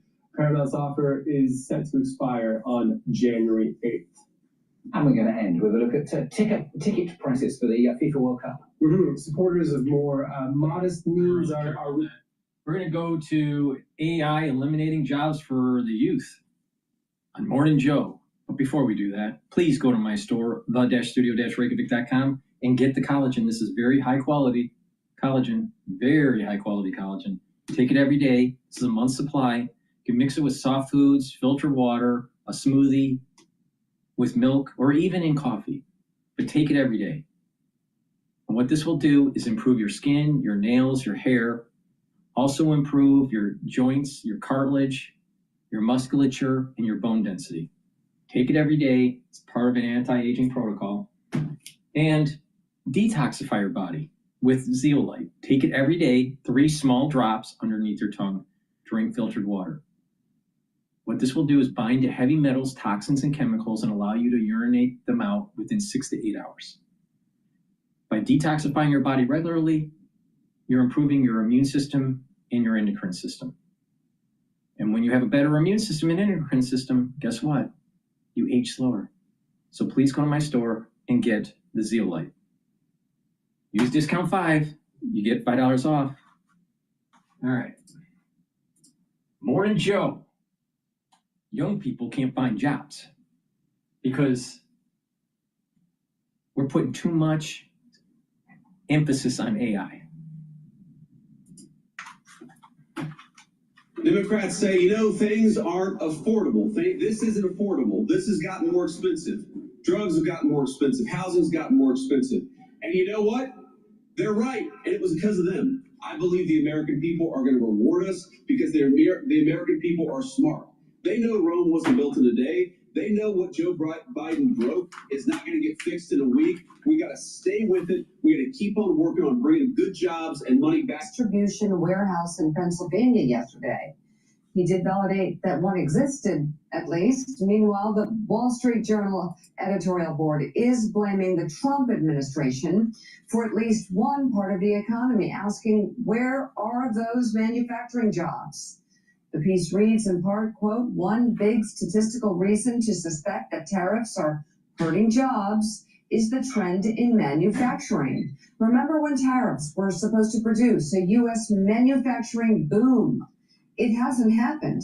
Evidence comes from the industries affected most by Mr. Trump's tariffs on 50% on steel and aluminum and 25% on autos and auto parts. Employment in motor vehicles and parts fell 15,000 since January, while it remained flat in steelmaking and aluminum manufacturing. This doesn't count the job losses in downstream manufacturing firms that use steel and aluminum. Some renaissance. If Mr. Trump wants a manufacturing revival, he'll drop his border taxes and let his other tax policies help hiring and investment. Joining us now, Chairman of O'Leary Ventures, Kevin O'Leary, and New York Times bestselling author and journalist Dylan Ratigan. He's the CEO of Euphoria Sneakers and owner of Reservations.com, and it's great to have you both. Kevin, I'm curious. I heard a very, very powerful gentleman from the banking world saying that the tariffs are not really impacting the economy. Is that in any way possible? No.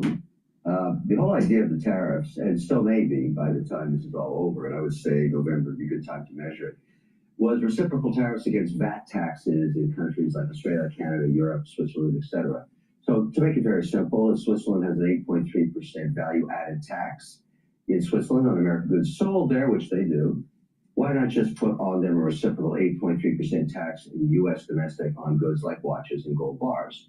That would have been a very easy implementation, and everybody would have understood that balance. That's not what happened. In that case, the administration put a 39% tariff in place, obviously causing chaos. The point that Trump's doing is he wants to bring the manufacturing here for our war prowess against China. And secondly, it builds the economic clustering that has been eroded for the last 35 years. And we're supposed to pay attention to this O'Leary. Kevin O'Leary, he's a Canadian. Canada benefited from NAFTA and the gutting of manufacturing, especially from Michigan. And we're supposed to take his advice? He made his money by taking advantage of situations with NAFTA. Build up the economic clustering in the United States and destroy China.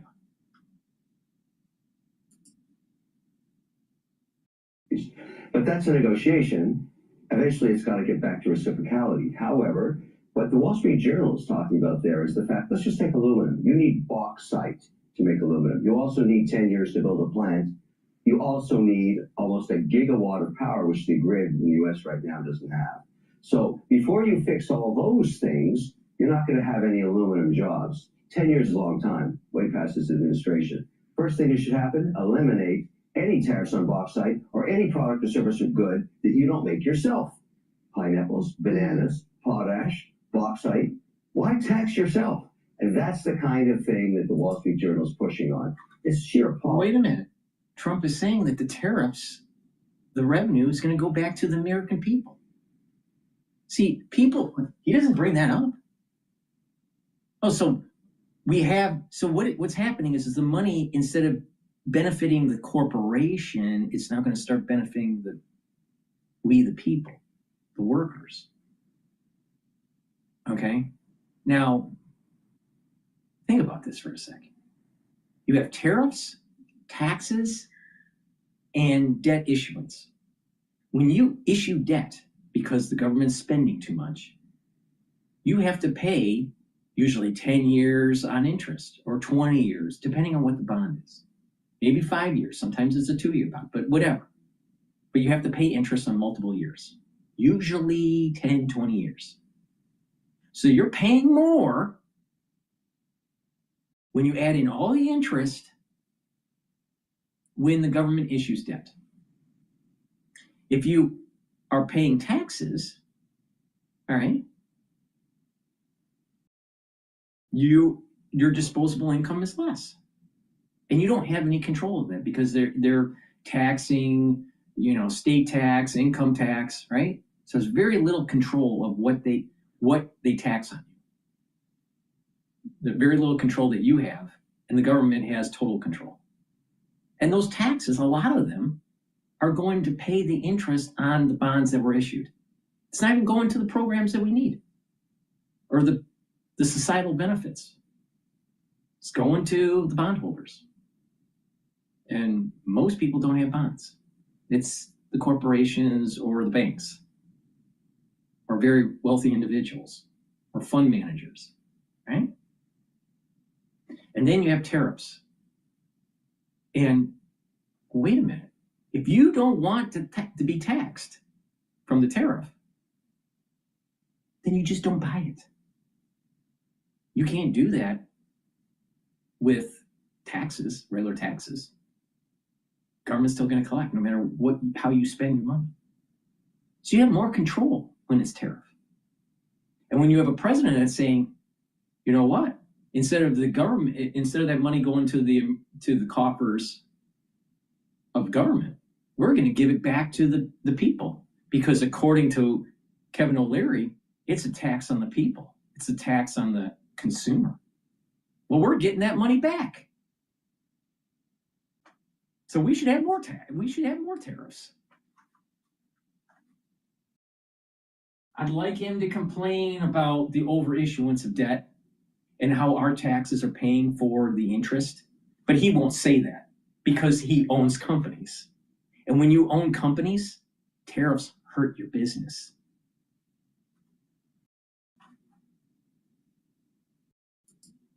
He knows where his. I think you got to give the administration some time to fine tune it. I don't shill for politicians. I shill for policy. We need a little fix up here. Yeah, we'll see what the Supreme Court has to say potentially in the next week or two about some of these tariffs. So Dylan, the vice president did talk about, he blamed the Biden administration, but acknowledged there's a bit of an affordability issue here in the United States. Tariffs perhaps playing a part of that. He also, though, was asked if he agreed with the president's assessment of the economy. Trump graded it as A+++, give or take plus. The vice president said he certainly did. Are they right? The thing that's nice about business and the economy in general is that it really doesn't matter what anybody's opinion is. There's enough data that comes out on a regular basis where you can see how is hiring, how are prices, how is consumer spending, all these things. And so what we know for a fact right now is that the overall level of economic activity is in decline, that affordability is less, that things are more expensive, I think, at least most recently because of the tariffs. We also know that the consumer and consumer spending is stronger than people think, and the labor market's still relatively okay. And so you're in a moment where, if any president's going to tell you the economy is A+++, that's a political statement. Wait a minute. He just stated right before he started talking that it's about the data, and you don't have to have an opinion. And then he interjects his opinion. Well, wait a minute. What is it? Is it just fact-based or is there opinion? Oh, it's about taking a look at the mosaic of data and coming up with some sort of thesis. And that's where the art comes in. It's not a science. Understanding the markets is an art because there's a lot of different variables all moving in different directions.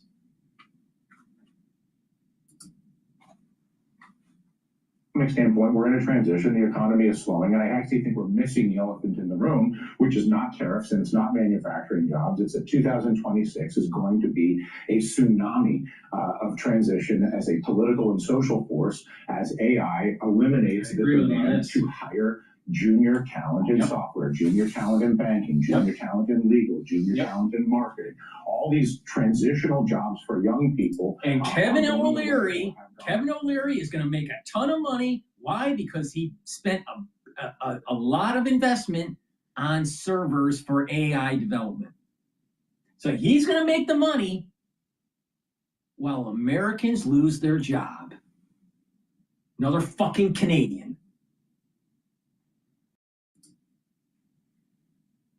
At a level that I don't think people fully comprehend. And I believe that we really need to start talking more about how you're going to deal with the transition in AI, not just how we are going to benefit from it as investors and as people, but how we're going to deal with a new labor market dynamic and spend less time worried about trying to... Kevin O'Leary is smiling up a storm because he knows that corporate America is going to start paying subscription fees for the tokens that will be needed to be able to calculate those AI calculations. Go back to what I said 35 years ago. What happened in the United States? NAFTA opened up the floodgates and American manufacturing went to Canada and to Mexico. Because of the dollar was strong, the other countries were weaker. And knowledge transfer and manufacturing went to Canada and to Mexico and destroyed the economic clustering. And people like him benefited. And now stupid people, because he's on Shark Tank, look at him as like some sort of business oracle. He fleeced Americans. That's what he did. And he's still fleecing them with the fucking AI. No one calls him off on it. Look how he's smiling. It's going to be robotics. The nature of the modern factory. Look how he's smiling about that. A little grin, because he knows. And then he whines about, well, wait a minute. you know, we can't build an aluminum plant because we don't have a grid for it. But he's building data servers to suck up all the fucking energy. This guy's a fucking cocksucker. Everybody thinks that we're there in 1970. We're now missing the point, which is we're talking about tariffs and manufacturing when we should be talking about the future of work, period, in the era of artificial I mean, look, he's making so much money. Look at O'Leary. He's making so much money that he has a customized, flamboyant tux jacket. Maybe he took advantage of the American people too much. And he's got that little grin because he fucking knows he's going to cash in. He's going to cash in. Meanwhile, you have a lot of people, especially youth, that won't be able to grow their career because what he did was took away their job. But he's going to cash in and he can be flamboyant. The same problem with that Ives that's always on Bloomberg pumping up AI stock. The more flamboyant they dress, the more you got to worry.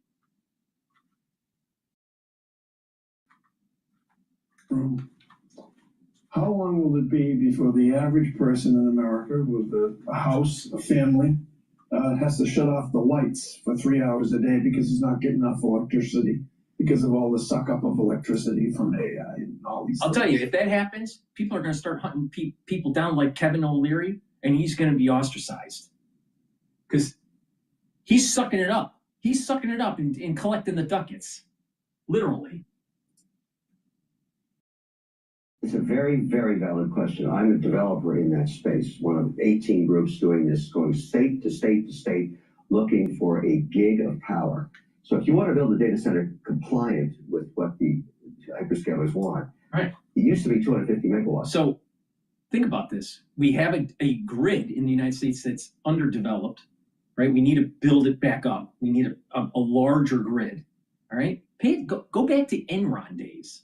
Enron was able to fleece California because of the deregulation and that the grid didn't have the capacity to be able to absorb demand. Now, they played some games with shutting down certain plants at certain times of the day and, you know, and did nefarious things. But the bottom line is that our grid system needs to be invested and built out. More capacity. But you had a bunch of lawyers and a bunch of regulators that prevented you to do it. Now, what are the major feedstocks? Coal and natural gas. You have a lot of people saying, we can't burn coal anymore. It's going to cause the planet to burn up. We can't use natural gas because of climate change. But those are the two major feedstocks for energy. So we need to build out the grid, we need to build up more plants, and we need to use more coal and natural gas. But meanwhile, because it takes a while to build up those plants and to build out the grid, and these data centers aren't going to wait. What's going to happen is your energy costs are going to start to go up. And that's why I keep on saying, take a look at natural gas futures. Take a look. It's going to go up. And this guy, he's going to be making the money while you every month are going to look at your energy bill and it's going up. And oh, by the way, your job prospects have gone down. This guy is fleecing America 2.0. He already did it during the NAFTA days, and now he's doing it in the 2020s. Guy's a fucking cocksucker. Now it's 1.4 gig. 0.4 is redundancy to maintain the AI learnings up. The electricity has to be up over 99% of the time. There isn't a single gig left on the grid. And the reason you can't get it is you go into a town and say, look, I'm going to build a data center here, 10,000 jobs, I need permits, I need power, I need water to cool it, but I have to tap into the grid. So the cost of your electricity to the hospital, the library, every residential home is going to go up 30%. See, this is the reason why SpaceX build the servers in space, because it's cold. It's cold. So you build a grid up in space, using Starlink and use what is called social learning between the satellites. So it's cold and it's a large space. So we're basically building through SpaceX over time. What Elon's going to do is build this geosphere that's literally the AI cloud. And that's the reason why SpaceX is the answer, but it's going to take some time to get there. Meanwhile, Chrome Dome here doesn't have time. He needs to suck up more money from the general public so he can get hair transplants.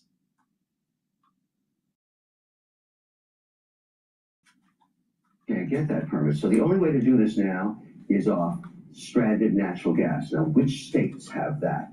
You got North Dakota, you got West Virginia, you have Texas, Mississippi, but who's the granddaddy or grandmama of all of the lowest cost natural gas? Alberta, Canada.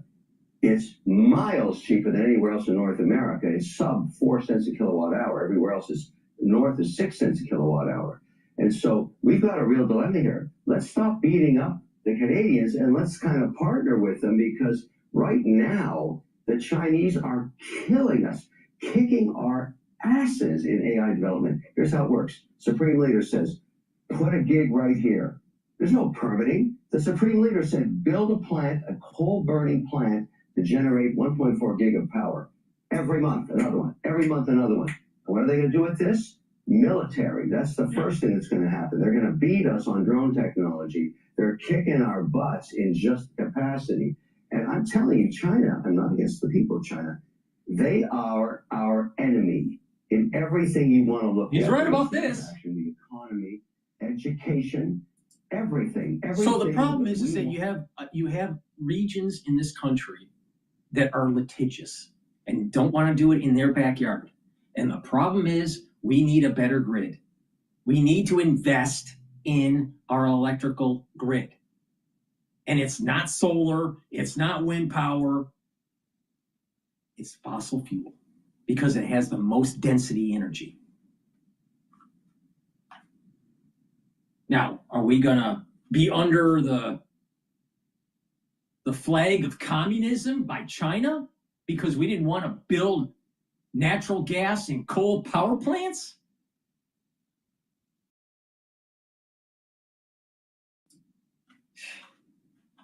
Number one act, they're coming after us. And at the same time, we're injuring ourselves by focusing, in my opinion, on all these historical discussions, whether it's tariffs or bringing back manufacturing, when we should be not only doing the natural gas discussion, but we should also be very close to putting low orbit power centers in the atmosphere. Right. We have this, and that's not going to happen as fast as your natural gas, but there's no way that power stations don't end up off of this planet and in the sky somewhere. Right. Probably sooner than people think. But the power, without the power solution, everything I'll tell else you, goes SpaceX away. has the answer. SpaceX, Elon Musk has the answer. It's just going to take time. And this is the reason why it makes a lot of sense to buy SpaceX when it goes IPO. But you got to be careful, because the first 6 months of an IPO usually goes down, not up. But if you can wait multiple years, then just buy. And buy. Just close your eyes and just keep on buying SpaceX. Don't even think about it. It goes down, buy. Goes down, buy. And because the thing is that SpaceX will be the solution to this. Not Chrome Dome from fucking Canada. Doing ourselves a disservice not to. I think it's a public health issue. I would argue that it's a matter of public health for this nation, for the young people of this nation, and for all the people of this nation, that we are not completely focused not only on the job transition through artificial intelligence, but through the infrastructure necessary to support the transition, because it is the arms race right now. And to Kevin's point, you gotta bring back other manufacturing, dipshit. See, he's only focused on AI. I wonder why. Probably because that's where his portfolio is. Think about it. You got to CAD stuff. You got to draw stuff in 3D. You got to make molds. Now, if you're building really complex devices like cars, homes, different appliances, that's all CAD'd out. And there's lots of molds. And there's lots of parts. And it needs a manufacturing line. And there's robots. There's lots of jobs. It's not just the assembly line, dipshit. It's an economic cluster. And with that data set that's in CAD and in CAM and in CAE, you're going to be able to do generative engineering. Not just generative AI, not just doing pictures, not just doing videos. Generative AI in cars, generative AI in medicine. But you need the economic cluster. So it's not just about AI. AI is a tool, like a hammer or a screwdriver or a torque wrench. It's not the end all. It's just a tool. But they're going to make a ton of money. And look at their age. Look at their age. They don't care about the wake they create in terms of loss of jobs for the youth. Kevin O'Leary's a fucking asshole. No one calls him off on it. Much better structured in terms of being all hands on deck. They know where the bullseye is and they can go directly at it, as opposed to we're sitting here arguing with each other over either meaningless issues or about yesterday's issues, and it's not helping anybody, especially 45 gigawatts of demand in North America, 5 gigs under construction that have been permitted.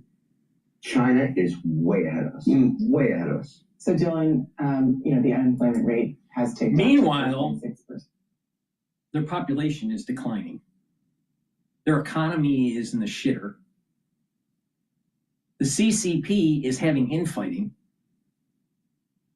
And it's questionable that if China can even win a war against the United States when they try to take Taiwan. So are they really winning, Kevin? Are they really winning? Not really sure.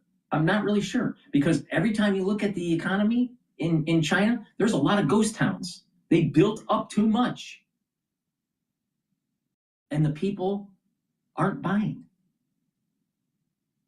They're dependent on exports. They don't have domestic consumption. So it's about the data.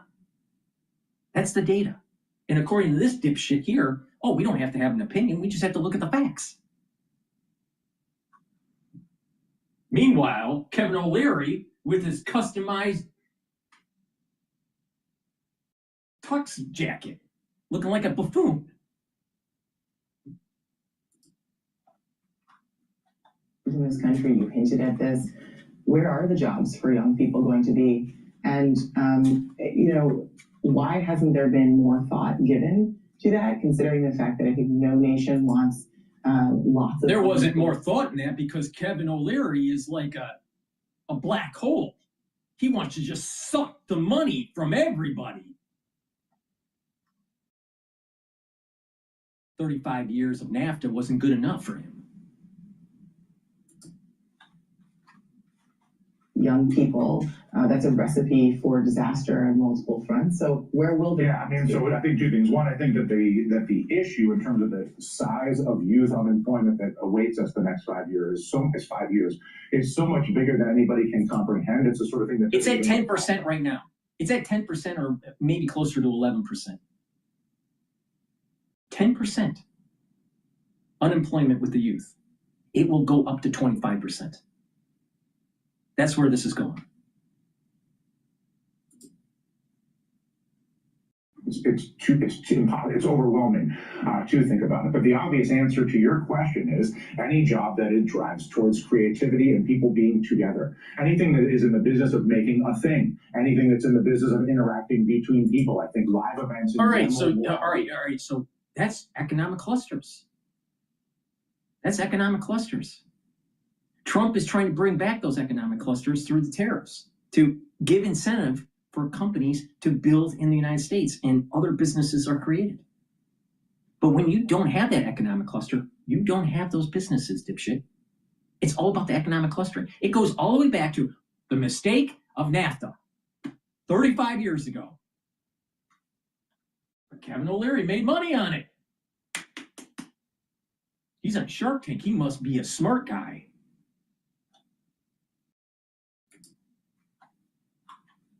Renaissance over the next 30 years. I think human demand to be around other human beings in the most elaborate, Las Vegas-esque way to the simplest way is going to be the greatest it's ever been. And I think everything that revolves around creating something, whether it's creating buildings and the interiors of buildings and the entire design world, or whether it's in producing fashion items or furniture items or whatever it is. Exactly. Now let's go back to the revolutionary time, before the revolution and after the revolution.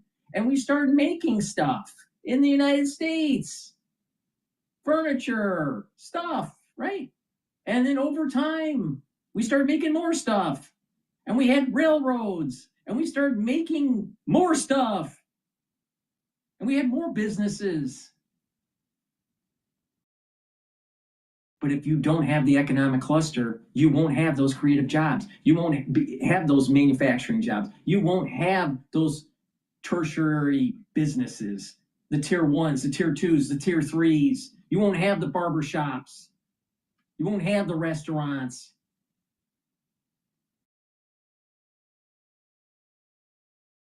I mean, what he just said was the reason why we have tariffs, dipshit. But Kevin O'Leary's just smiling up a storm because he's counting 1 billion, 2 billion, 3 billion as he's making money on those servers.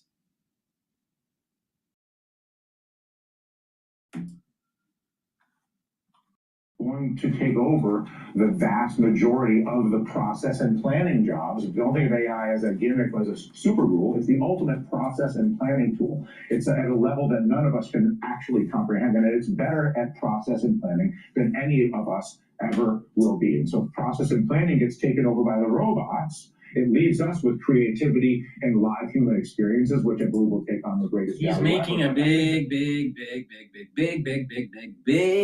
mistake. Human existence is not a closed system. It's an open system. It's a chaotic open system. You can't code it. You cannot model an open, chaotic system. Period. Can't do it. Now, if it's a closed system that's deterministic, yes, you can. But mankind, our societies, are an open system that's chaotic. You can't do it. And every time some sort of cybernetic bullshit comes to the fore, it always fails. And this is cybernetic bullshit. But she's not smart enough because she's Mika on Morning Joe. Another dipshit.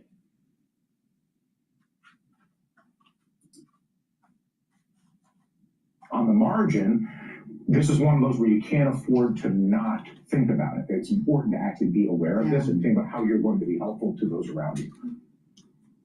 What a great conversation, which we need to continue. And Dylan, it's great to have you with us, Kevin, in addition to all the hats. Yeah. Mika, the daughter of Brzezinski, the national security advisor to Carter. Gigantic failure. Gigantic failure. And many of the things that he was trying to push led us down a road where it was a bad path. Oh, wait a minute. Carter set in motion where we decoupled away from Taiwan. Oh, thank you, Mika. Now, in this decade, we're going to have a fucking war. But you won't care because you got a big paycheck from MS Now. Used to be NBC, but they weren't making any money.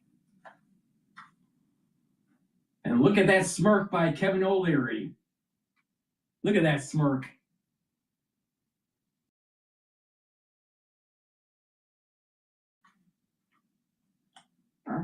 You're also making your acting debut with a role alongside Timothy Chalamet and Josh Safdie's new movie, Marty Supreme. Let's take a look at a clip. Today I choose how to screen for colon cancer. Give me colon cancer. Excuse me? You just need a prescription. Victory! Cologuard is for people 45 plus at average risk, not high risk. False positive and negative results may occur. Ask your provider for Cologuard. I can't support your mother. You're not gonna have to. You're gonna step up in a way you can't even imagine. Marty, I'm gonna make an offer. I'm gonna do it completely on my own.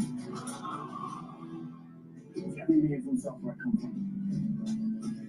This is how I grew up. What are you doing?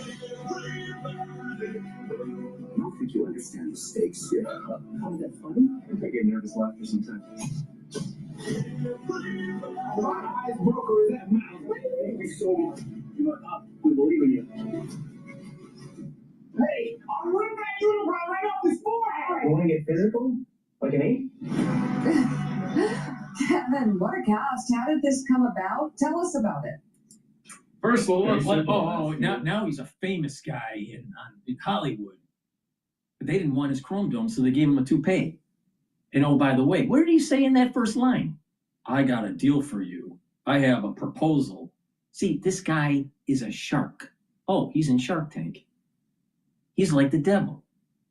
I got a deal for you. How much money is he making on that deal? Beware of people like him. Beware. And he's got that smirk. Love that smirk.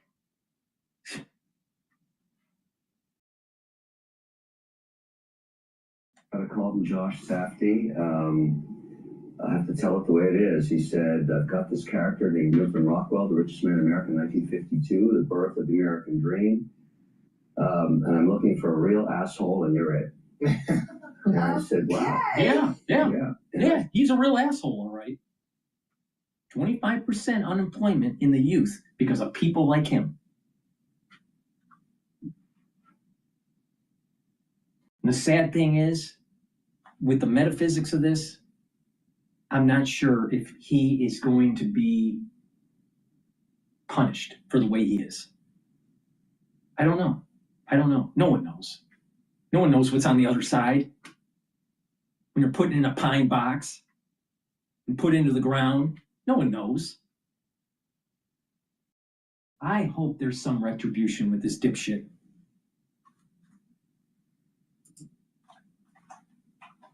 Wow, okay then. I've never done scripted before. I always feel in life to keep it interesting, you've got to try stuff outside your comfort zone. That was not in my comfort zone. I'd never read a script or done anything like it. However, I'll let the audience decide. It comes up Christmas Day. We had the grand opening here in New York last night. We painted the many buildings orange. You know, the Empire State Building was orange for a few hours. It's a remarkable film. It really does capture the essence of the American dream and entrepreneurship coming out of the optimism of the Second World War. It's breathtaking. I suggest. Optimism coming right out of the Second World War. Let's see about that. All right, that was a build out of manufacturing, making a lot of homes, making a lot of cars, a lot of domestic products. Meanwhile, he wants to throw that all away. I mean, he doesn't even take the lessons learned during the time period of the movie he's in. I'm telling you, these people, they're sharks. You got to stay away from them. He's like a loan shark. You know, these loan sharks, you know, where you need money and then they charge too much interest. He takes too much of your company away. He's a typical, you know, private equity guy. And I'm pretty sure that there's a special place in Dante's Inferno for people like him. Or at least I hope. To help you with the emotional roller coaster that these Safdie and Ronnie Bronstein, who wrote Uncut Gems, they are very sick puppy, these guys. That script is unbelievable. I mean, it's just quite an endorsement. Well, I read it and I said, who could write anything like this? But you can't stop watching it. Okay, having AI do that. Yeah, that's right. Amen. That's right. The film Marty Supreme is in theaters in New York. And All right, so let's look at this. Let's look at the smiley shark here. All right. He's ushering in 25% unemployment with the youth. He's going to make billions of dollars with server technology. He's going to jack up your energy costs. And now he's an entertainer in Hollywood.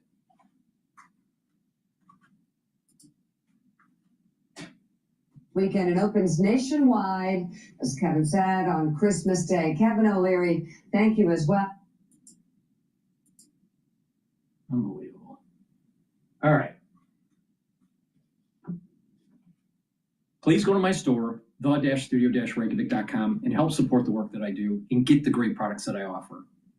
So we can have these free videos and you can get an unvarnished opinion about what's going on in the world. And I think that I have a lot of wisdom in what I just said. If you really pay attention to what I just said, there's a lot of wisdom in it.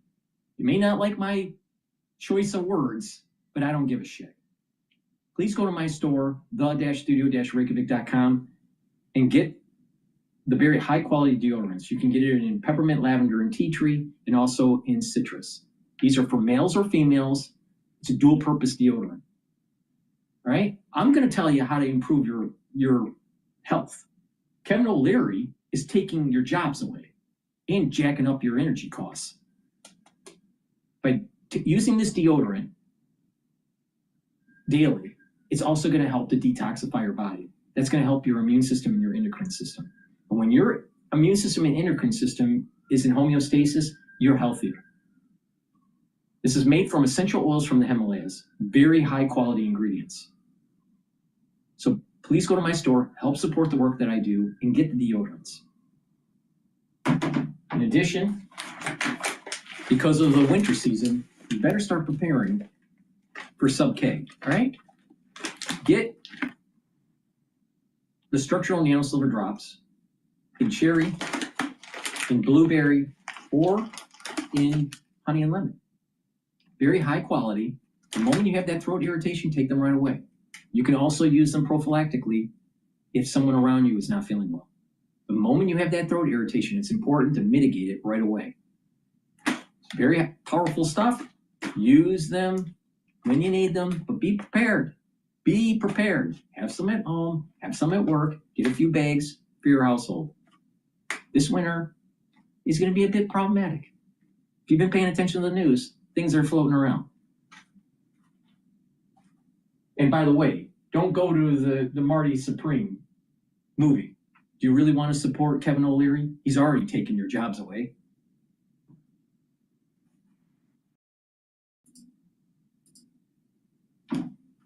And that's going to be a theme, as we've seen with like Meta, spending on CapEx. Investors don't like to see it. They want to see free cash flow EPS going up next year. But the reality is Zuck, in wartime CEO mode, focused on how do you monetize the 3 billion users over the coming years. And I think that is what we're going to see play out across, over in 2026.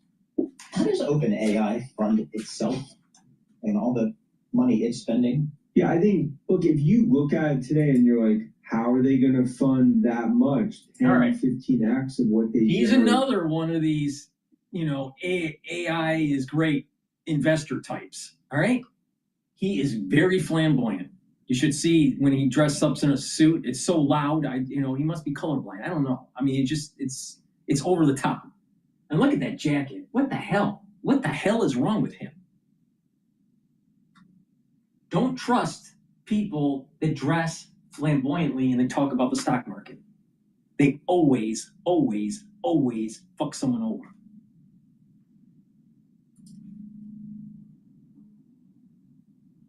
See, Paul, my view is you're going to look at a company over the next 5 to 10 years that the revenue and the monetization opportunity is probably 4 or 5x what they've already committed to.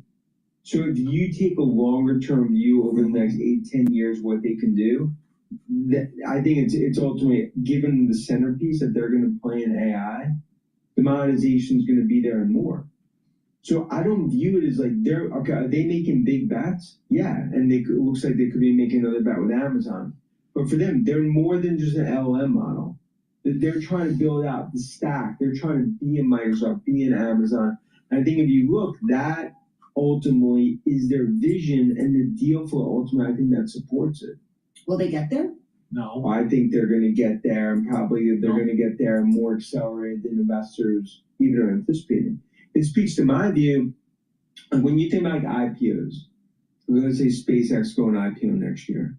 If I told you 2 years ago SpaceX is going to go IPO, you'd be like, well, no, I'm just giving all the depth. You go back, like me and you've talked about, if you go back earlier this year, New York City cab drivers perish on Google, AI destroying their business model, DOJ is going to break them up. Right now, they're just going through a gut check moment. But when you look at the AI revolution, for the first time in 30 years, U.S. is ahead of China when it comes to tech.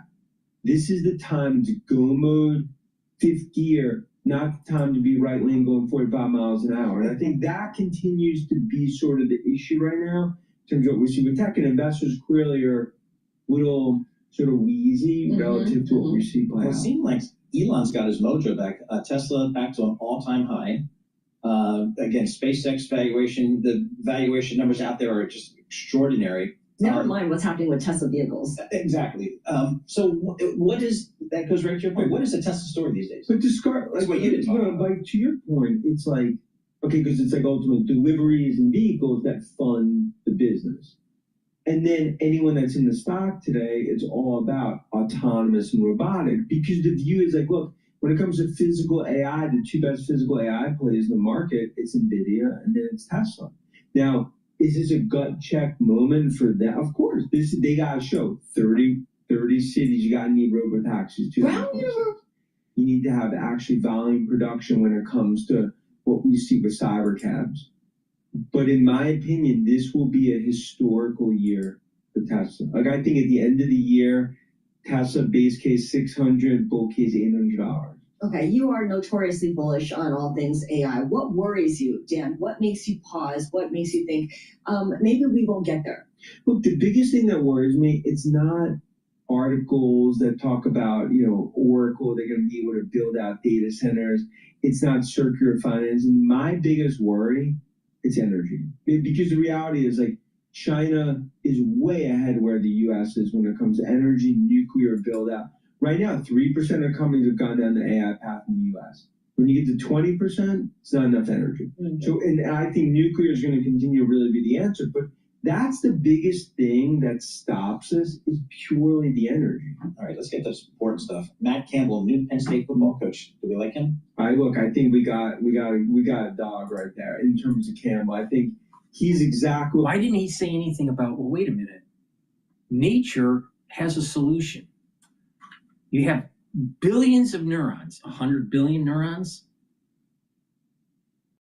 80 to 100 billion for a human being, all right? So let's just say 100 billion neurons, and they're connected in certain ways, and they're developed over time based on experience and environment and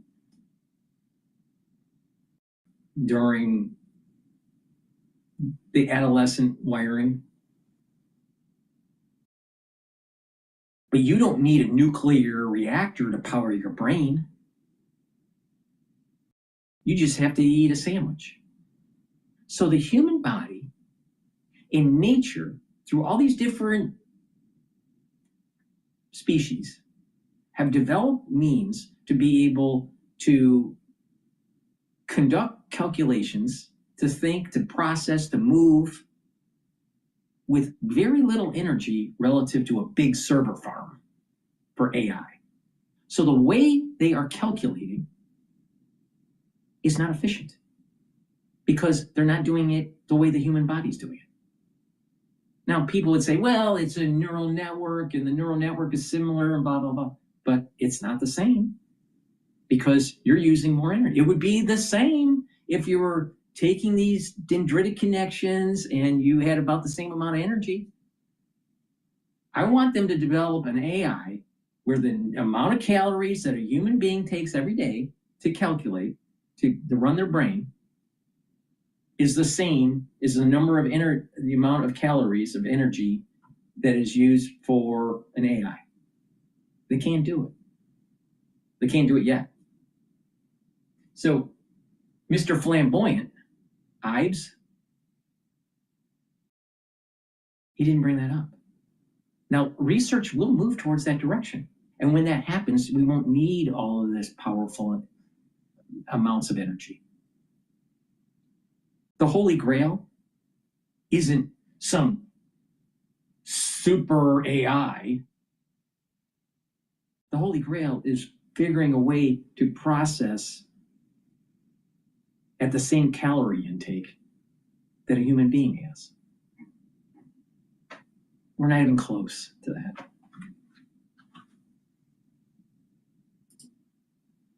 But why do I need to say that? Why do I need to say that? Why can't I say that? Why can't he? Why? Is it because he's spending too much time at figuring out how flamboyant he's going to look? Please go to my store, the-studio-reykjavik.com. You get the olive leaf extract. It's dual purpose. It's going to help with your immune system and your cardiovascular system. It brings down inflammation and helps you to control your lipid profile. Very important. And digestive enzyme complex reduces the load on your pancreas, helps you to digest proteins, carbohydrates, and lipids. Helps with that digestion. It allows you to absorb your nutrients more efficiently with less stress on your pancreas. Super important if you're 40 years of age or older. Digestive enzyme complex also has bromelain in it, which helps to break up clots. And the proteolytic enzymes in digestive enzyme complex will help to break up glycoproteins. That's the reason why I said to take digestive enzyme complex during the crisis that we were in 2020, because it broke up glycoproteins, spikes. Ooh, amazing how that works. Should be taking this, especially if you're worried about the inoculation. All right, let's listen into the MIT professor shot dead in Boston. This is live now. I guess there's a little bit of an update. Covering another developing story coming in out of Massachusetts, the Boston area here. I want to pop this up on your screen to give you a look at what we're talking about. Now, about 50 miles away from Brown University in Brookline, Massachusetts, there is this other high-profile homicide investigation that's been launched after an MIT professor was gunned down in his own home, with the shooter still on the run as of this morning. The Norfolk District Attorney's Office confirms Nuno Loureiro, a 47-year-old physicist and fusion scientist, was shot Monday night at his home near Boston. He was taken to a hospital where he died from his injuries. Now, the prosecutor's office says, as of last night, there are no suspects in custody, but they have labeled this a quote-unquote homicide investigation that is active, and you can see the photo of the victim right there on your screen. Loureiro joined MIT back in 2016, named last year to lead the school's Plasma Science and Fusion Center, one of the largest labs at the university, with more than 250 people working across about 7 buildings. Loureiro, who was married, grew up in central Portugal. And now let's think about this. Largest lab in MIT just randomly gets shot in the foyer.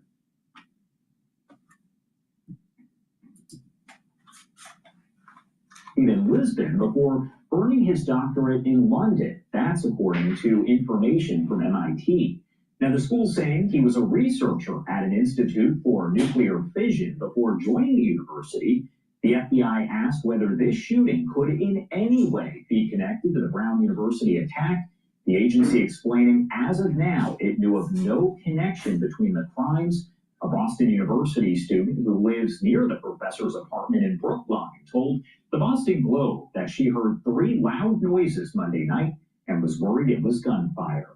The U.S. ambassador to Portugal expressing his condolences online, saying, quote, "It's not hyperbole to say MIT is where you go to find solutions to humanity's biggest problems. Fusion energy will change the course of human history," end quote.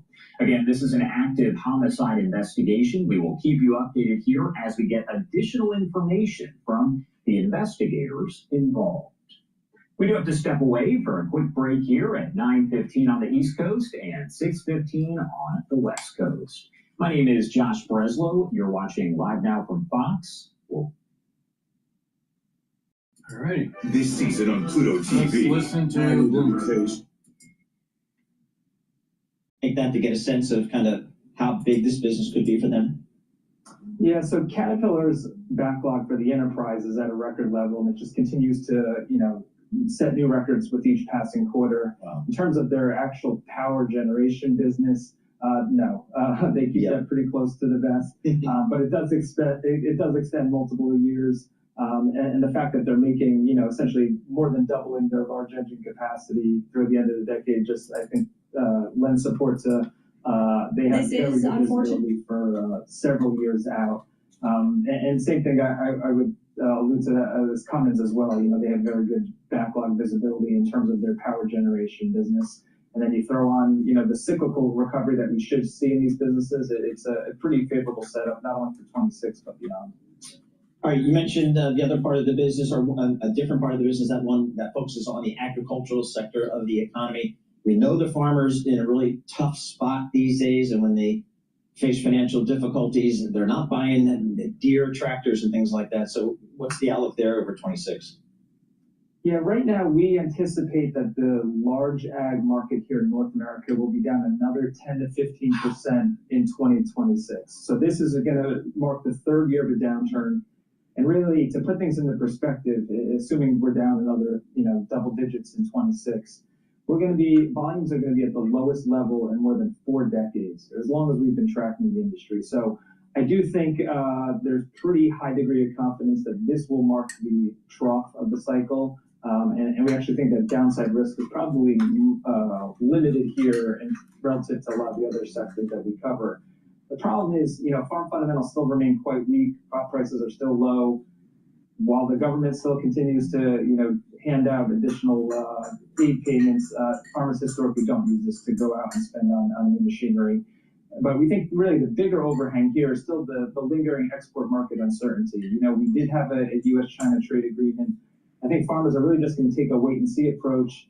And until we get tangible progress on, China executing on some of these purchase orders and commitments, I think farmers are just going to be hesitant to go out and spend on equipment. When we do see that come to fruition, hopefully then you'll start to see a rebound in crop prices, and then maybe we can become a little bit more constructive on the equipment outlook there. So just to put a bow on that, Chris, we got about 30 seconds left. What is the export market for the U.S. farmer generally on average, and what is it today? Yeah, so we export the vast majority of, particularly our row crops. Soybeans, China is still the largest buyer of our beans. We do send a lot of corn to Mexico and Japan as well. But those big row crops, corn, soy, wheat, that's what really drives farmer profitability. It's more than half of U.S. crop cash receipts. And we need to start to see some kind of a rebound there before I think we become a little bit more positive on the outlook. All right, very good. Good stuff as always. Chris Ciolino, Senior U.S. Machinery Analyst for Bloomberg Intelligence, located down in there in our Princeton, New Jersey, HQ. All right. CNN did a clip about the Vanity Fair piece with the Trump administration, so let's listen in on that.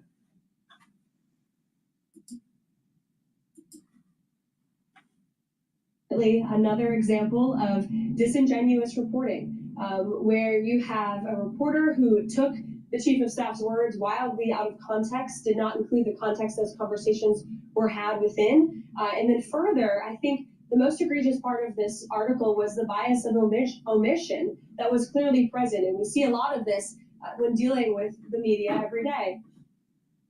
Well, again, Chris Whipple is with us tonight, and we'll certainly ask him to address those complaints. First, though, some of what Susie Wiles said. Quoting from the piece, Wiles said Trump has, quote, an alcoholic's personality. Brought to you by CNN, I mean CIA. Anderson Cooper.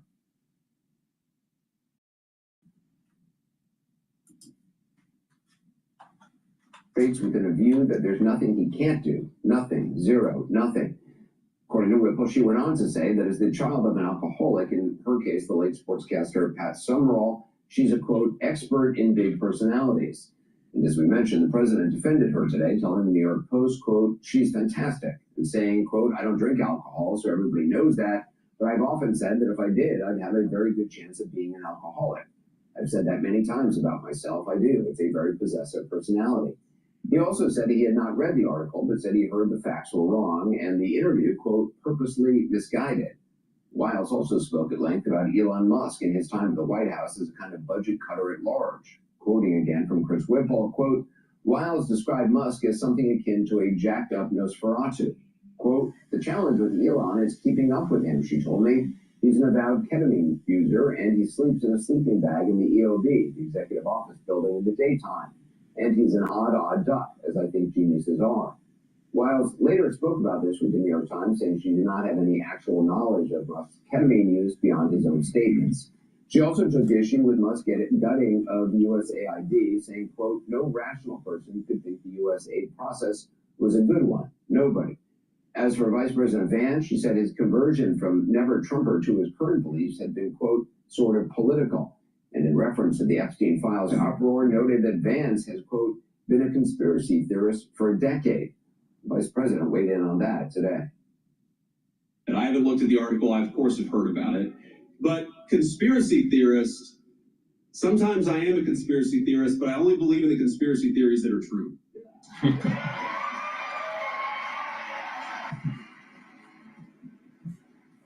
And by the way, Susie and I have joked in private and in public about that for a long time. Well, speaking of the Epstein file,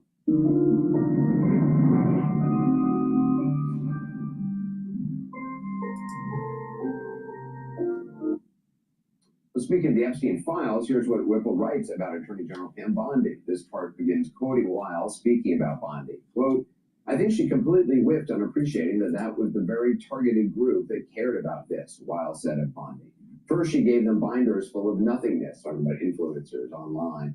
And then she said that the witness list or the client list was on her desk. There is no client list, and it sure as hell wasn't on her desk.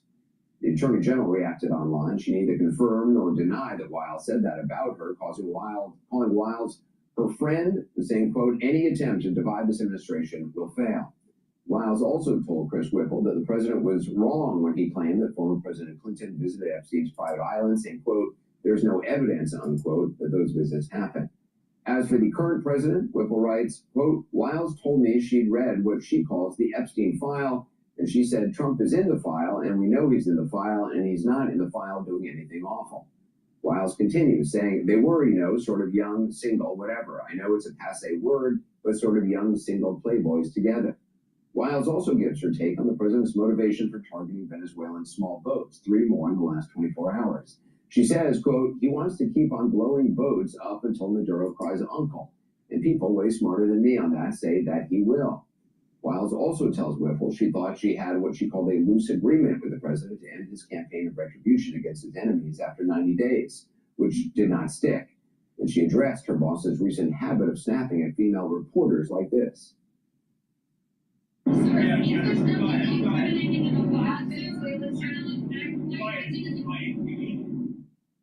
Susie Wiles' explanation, quote, he's a counterpuncher, and increasingly in our society, the punchers are women. Joining me now is Chris Whipple in his first broadcast interview since his 2-part Vanity Fair piece landed. He's also the author of the New York Times bestseller, The Gatekeepers, How the White House Chiefs of Staff Define Every Presidency. Chris, thanks for being with us. Great to be here. A lot to talk about. First of all the things Susie Wiles told you, what surprised you the most? Anderson, this was one of those cases as a reporter in your career when lightning strikes. And it was astonishing to me the extent to which she was unguarded and freewheeling on the record all the time. I've covered, as you know, I wrote a book about the Biden White House where everybody was on deep background requiring quote approval.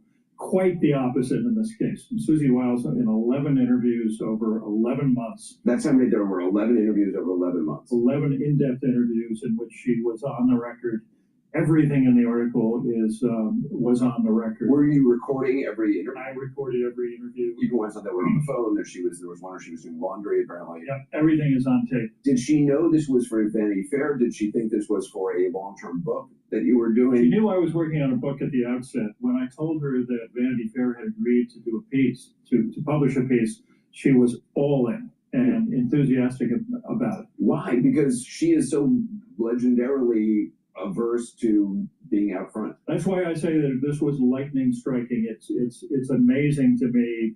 First of all, I think that she is the most fascinating person in American politics, not only because she ran a brilliant campaign and brought Trump back from the dead to win the 2024 election. She's the first female White House chief of staff. But in addition, she's kind of the Greta Garbo of White House chiefs. I mean, she's never on camera, rarely on camera, hardly ever gives interviews, and yet she did. I think it's because, all I can tell you is what she told me. She felt the Trump 1.0 had been unfairly covered, that Trump was vilified. During the first administration. During the first administration. She wanted a fair hearing, and I think she thought she would get one. And one of the things the White House is saying, things were taken out of context, wildly out of context was the quote of Levitt. Are things that I'm taken out of context, because some of the quotes they're tight. I mean, they're just, it's like everything was scrupulously in context. And I got to tell you, the giveaway when you're a journalist and you hear the target, the subject talking about things like context and omissions, you know you're on the right track, because there isn't a single fact or a single assertion that they've challenged in the piece. It really reminds me of the Watergate days when Ben Bradley talked about non-denial denials. Right. This is the ultimate non-denial. They're not really attacking. Well, I absolutely never said that. Although Susie Wiles did at one point say that she denied saying that Elon Musk is an avowed ketamine user. You then apparently, according to the reporting, you played a tape for the New York Times which confirmed that quote. It's on tape, as is every assertion that Susie made. And as you know, I interviewed the Inner Circle as well. I talked to J.D. Vance, I talked to Marco Rubio, Stephen Miller, and others. All of it taped, all of it on the record. And the giveaway is that they haven't been able to challenge a single fact. Are you surprised that the president is not, apparently, it seems, but at least publicly, not angry with Wiles? Well, here's the other thing. As you say, it's not very often that you get an endorsement of your quotation from the president. The alcoholic personality. Yeah, he evidently wears that as a badge of honor. His brother, I've done interviews with him long ago. He talked about his brother Fred, who was alcoholic. So, yeah, but here's the fascinating thing, and that is, not only is there this amazing 11-month journey that I document of Susie Wiles through this whole period, but it really goes all the way back to her childhood and her famous father, Pat Summerall, who was an alcoholic. She organized interventions with her mother to get treatment for him. He was sober for 21 years, but she learned how to deal with difficult men. It is a fascinating data point that, I mean, I certainly didn't know about her, that, adult children of people who grew up with alcoholics are I mean, she's in sort of the perfect job. I mean, it sort of makes sense. Absolutely. that what she learned as a little girl and throughout her life dealing with it. And Trump is owning it. Trump is wearing it, in effect, as a kind of badge of honor. He's saying what she meant when she said that he has an alcoholic's personality. It's not that he's a drinker. We know that he's not. But that he has this grandiose personality. He believes that there is nothing, as she put it, nothing that he doesn't think he can do. Well, she is saying, Susie Wiles pushed back on the story on social media saying, quote, significant context was disregarded. As I said, Carolyn Levitt said it was bias of omission. There's not huge chunks of Susie Wiles on the record saying stuff. It's tight quotes. Is there a world in which you would release the audio? We're not going to release the audio. I mean, Vanity Fair has decided that no, they're not going to release the audio, at least not now. The context, again, is... why? Because it's all about the context. This is the problem with mainstream media interviewing people. If they're typing up an article, of course they have space constraints, or when they're doing a video, you know, they have time constraints, right? But through editing, the public perception can change if you edit differently. If you don't have the context before and after the actual statement, you may get a different interpretation. All right? Now, what they're trying to do is to see if the administration will say anything that will trip them up, and then they'll release a video saying, oh, we have something that says something different. What Susie should just say is just release the audio before and after the comment so you get full context. See, too many people just take a look at a particular sentence that someone says, not understanding what the context was. Sometimes some people speak in antitheticals, all right? What I mean by that is that they may be believing the absolute opposite of what they're saying, and they're creating an argument on why their perspective is correct by explaining the other side of the argument, all right? And so there's a dialectic. I don't know what she was doing, you know? But Vanity Fair is playing, I gotcha. Did they do fact checks? Yeah. Did she say it? Okay. But what was the real context? Very important. Some people talk in a dialectic format.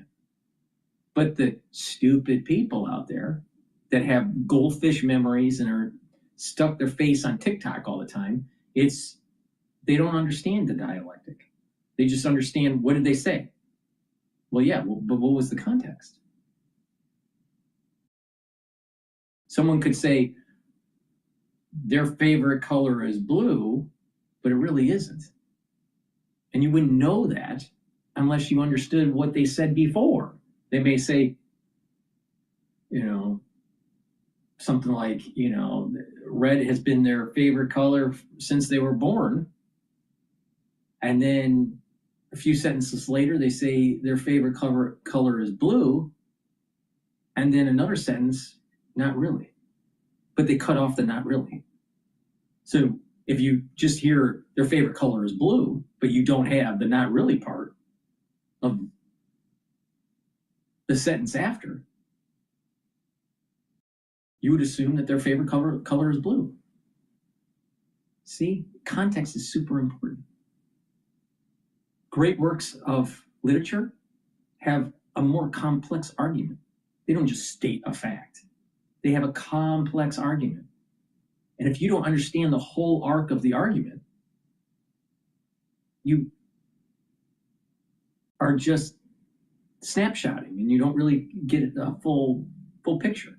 If you just saw just a couple slides or a couple scenes of a movie, do you really think you understand the movie? Absolutely not.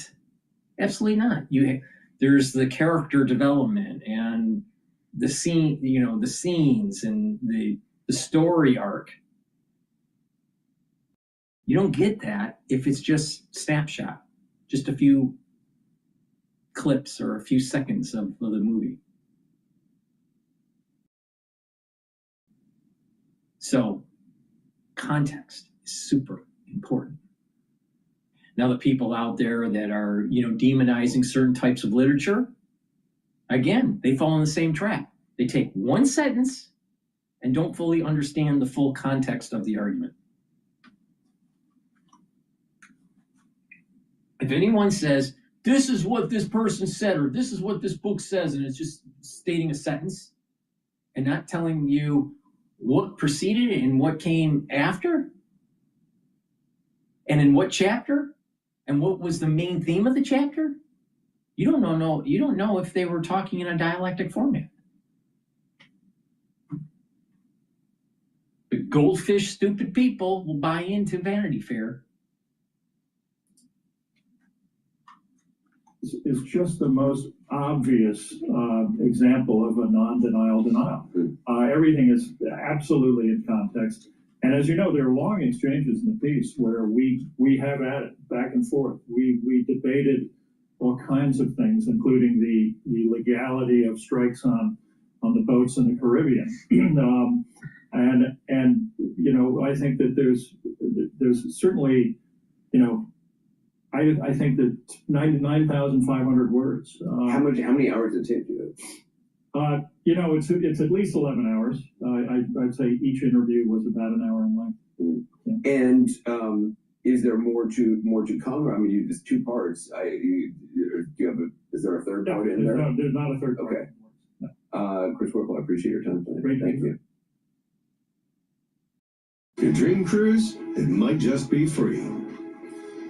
Context. It's all about context. There's no way you're going to take 11 hours of interview and boil it down into a hit piece in Vanity Fair and get the full context. Please go to my store, the-studio-reykjavik.com, and get the multivitamin. This is easy to digest.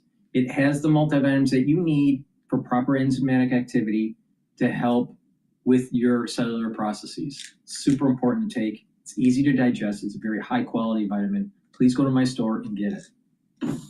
And get the probiotic. You can get it in the veggie cap form or in the powdered form. This is the powdered form. I use the powdered form because I take a lot of different powders to mix with my lunch as part of my protocol. But take a good probiotic every day. That's going to help with your absorption of your nutrients, improve your gut biome, improve your immune system at the gut level, reduce inflammation, help with skin health, also help with brain function. You'll sleep better and help with your metabolism. Please get the probiotics that I have on my store. Take it with the multivitamin. And lastly, Boomer Boost. 68 nutrients, has a very comprehensive compound profile shown on the screen. Take it every day. This is a month's supply. What this will do is improve your brain function, help with your cardiovascular health, help with musculature, help with your metabolism and your energy levels. And by taking this on a regular basis, you're going to slow down the aging process, control your glucose levels, your A1C levels, slow down the aging process, boost up the immune system, help with your endocrine system. It's very powerful, and it's part of one of the pillars of my anti-aging protocol. What's the protocol? What's the core? Foundation, the probiotic, and the multivitamin. Then the first pillar, Max 35 or cleanse to boost up the immune system. Second pillar, C60 to soak up free radicals. Third pillar, turmeric, ashwagandha, and lignans to boost up your immune system. And the fourth pillar, the Boomer Boost.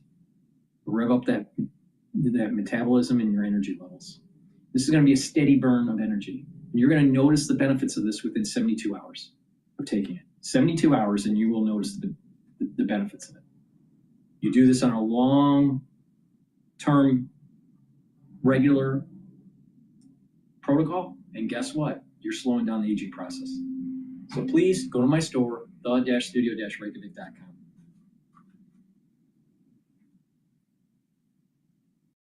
Alrighty. Let's see here. California collapses. Let's listen to Cash Jordan. Whether you're a professional welder or simply take pride in consistent and precision welds, Harbor Freight offers high-quality welders, tools, PPE, and accessories to meet your every. Now at 6:41, neighborhoods are on alert this morning. It comes after a new series of home burglaries and break-ins hit the San Fernando Valley. But are they connected? Are they connected? Are they connected? Of course! These break-ins are all connected. They're all happening in America's largest sanctuary state that doesn't lock up hardened thugs. While its no consequences justice system just encourages budding crooks to start small, looting places like 7-Eleven until they decide to graduate and then prey upon the homes of the law-abiding. No arrests have been made. Of course, neighbors, they're worried. They're getting really frustrated because despite safety measures they're taking, it looks like these break-ins are still happening. I haven't got hit yet, but it's scary to know that that could be next. It's getting worse and worse. That's a problem. I have little kids. It makes me worried about leaving them at home. You're watching a burglary in progress as thieves drag a safe out of a Granada Hills home. LAPD investigators believe the same suspects are part of a burglary crew responsible for at least 20 home burglaries in the San Fernando Valley. The I-Team's analysis of home burglaries reported so far this year shows slightly more of them happen on Wednesdays and Fridays, and many take place in the evening. Some of these where people are, where residents are actually at home, which is what we would consider home, which becomes much more serious.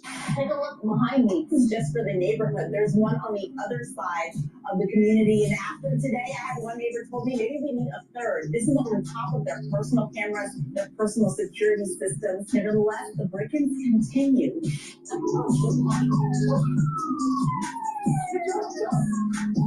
So criminals have figured out that they can make more money robbing homes than robbing a bank. But nobody's talking about how this is even more of a problem in California, which is a great place for criminals all across the country to come hide. And it's also a place that creates its own criminals from the ground up. What a disaster. And this starts out with laws that place zero consequence on those who commit crimes at the bottom of the looter's pyramid. Stealing chips and candy from a 7-Eleven, which when done in mass can ruin the life of a small family-run business while encouraging every culprit to pursue a life of crime. And you know something? Some of these crooks that are out there robbing candy stores, some of them are going to decide that they want to go bigger and better, and that is a problem because it means they'll start targeting stores selling physical products, which they can resell with the help of the internet, sneakers, clothing, and then at the top of the list comes the jewelry stores where robbers make off with millions in mere seconds, driving away in getaway cars that are also stolen. But that brings us to the real reason home robberies here are now trending in the wrong direction. In the driveway, there's a potential getaway car, and in the home, there are potentially tens of thousands of dollars worth of valuables. And unguarded homes are a one-stop shop for these criminals. And they're completely defenseless against roving gangs who drive around in broad daylight looking for their next target. But things get even worse because California is a sanctuary state. And on top of their no consequences justice system, anyone in America illegally who's already a criminal can come here and get protection and in some cases benefits while hiding from the federal government. And what's very sad is as you're about to see criminals in California learn at a very young age that they're in the perfect place. Yo, stop. Yo. Oh, stop. Oh my God. No, stop. Stop. Yo, stop. Yo, guys. Yo, no. Yo, bro. No, don't go. Bro, what are you doing, bro? It's not worth it. Get out. It's worth it because they don't got my face on it. It's worth it since they don't have my face on camera. If somebody learns that at a 7-Eleven, what's to stop them from replicating the exact same thing during a home invasion? The disguise is absolutely the same. The tactics are exactly the same. Get in, get out with what you want, run away. And if the police aren't around when the robbery starts, these criminals think they won't be around afterwards. Now, luckily, that's not always the case. But now we've reached a point where there is just so much crime going on here that the only people suffering for it are the law-abiding.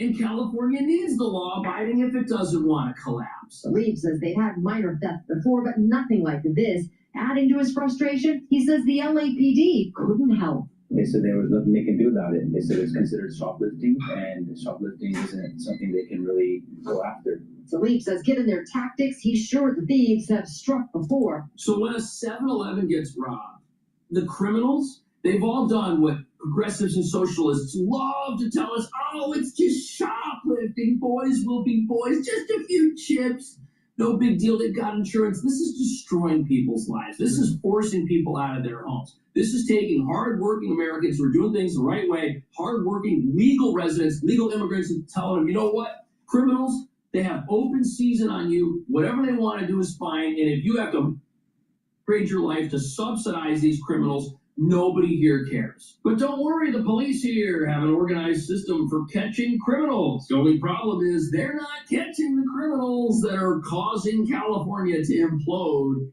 in real time. So y'all gotta check this out. On Ventura Boulevard, Woodland Hills, the cops are hiding in park. Dearly beloved, we're gathered here today to celebrate. How much should I save for my kids' tuition? You don't have any kids? Not yet.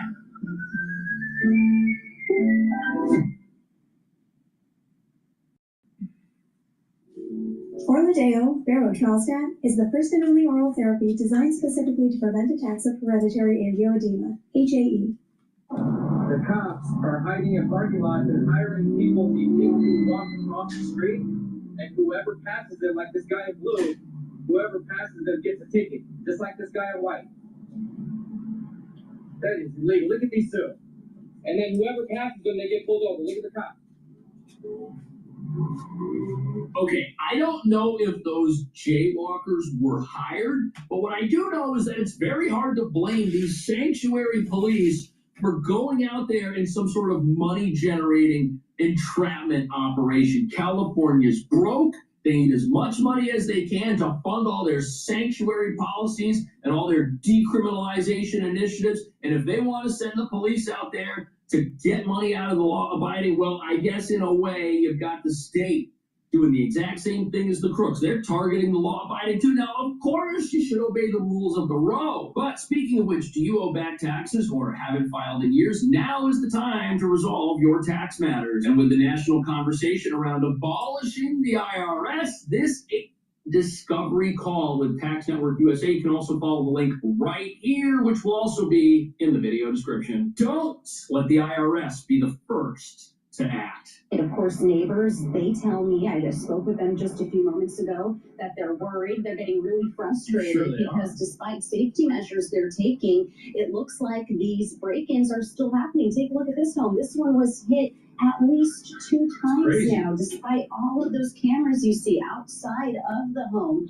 on the home as well. And like I said, what good is cameras though? You know, we've all got these cameras and I understand why they're there, but if there's no police force that is able to respond to this information and actually make arrests, and there's no justice system out there that's willing to catch these criminals and put them in jail, why are people spending money on this stuff? Literally, all this does is tell the homeowner people dressed like the same thugs who robbed 7-Eleven showed up at their home one day, or at their place of business, or waited for them in a parking lot. And it reveals that the culture of criminality in this sanctuary is everywhere, because cameras are everywhere, recording it all. But since the attitude of the justice system is that the full weight of law enforcement is reserved for only the worst possible crimes, the people in these homes, they feel like they've been totally abandoned. It's horrible. I've been living here for about 15 years, and the fact that it's getting worse and worse, it's a problem. I have little kids. It makes me worried about getting home. Criminals coming in. It makes me worried about my wife being home with them alone. You know, we spoke with that neighbor right outside this home on Ostrom Avenue, which was hit around 8:30 last night. Police say 3 people broke in through a back door, then rushed off in a getaway car. No description of the car, or people, or what they took has been shared. No one was home, but get this, the same home was hit in July, and someone was home then. So this same home has been hit multiple times over the last year. It keeps getting robbed. Criminals keep coming back, and they don't even care if somebody's home. They don't care if somebody's there who tries to stop them. That is frightening. These criminals, they feel entitled to whatever's in the house. That's why they keep showing up.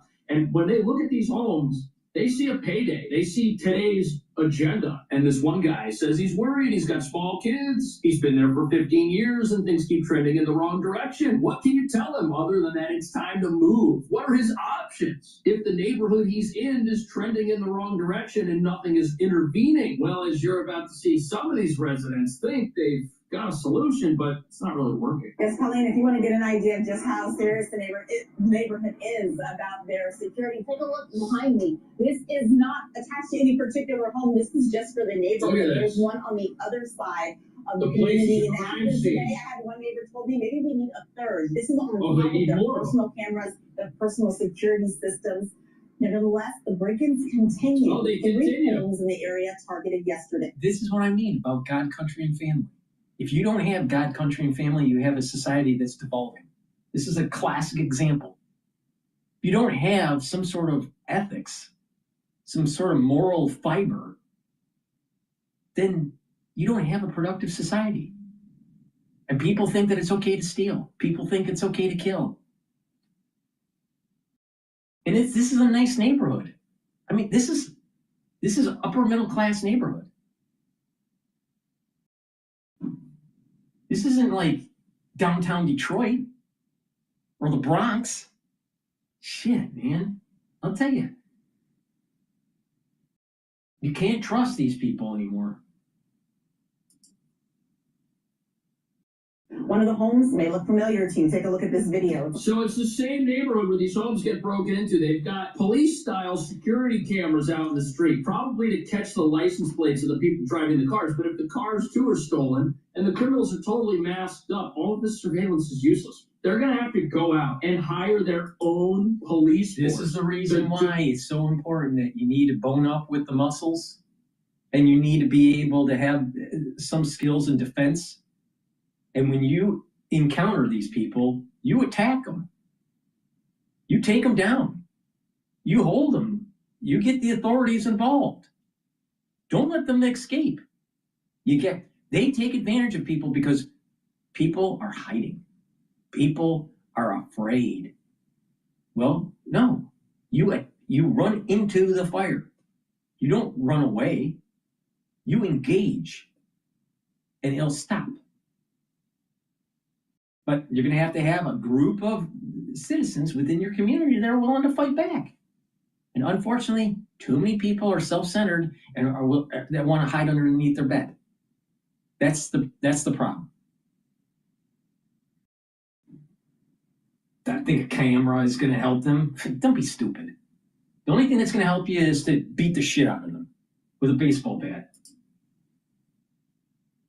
Be in their neighborhood 24/7. They're going to have to hire their own security because for some reason, even with all the taxes, even with all the fees getting sucked out of these people, there aren't police there 24/7 to keep their property safe. It's like this state doesn't want to do the one thing that will protect its own law-abiding residents. No, they're getting plundered at both ends of the spectrum. They got criminals breaking in. Their neighborhoods are fortified with cameras. Doesn't seem to matter. And then at the other end, they're paying crazy amounts of money to their own local government just for the right to exist in this state. And nothing's being done to protect them because the criminals keep coming back for some reason. A woman who was home at the time told me the burglar ran away after that day in Tarzana. Someone tried to break into a home on Topeka Drive through a back window. Okay.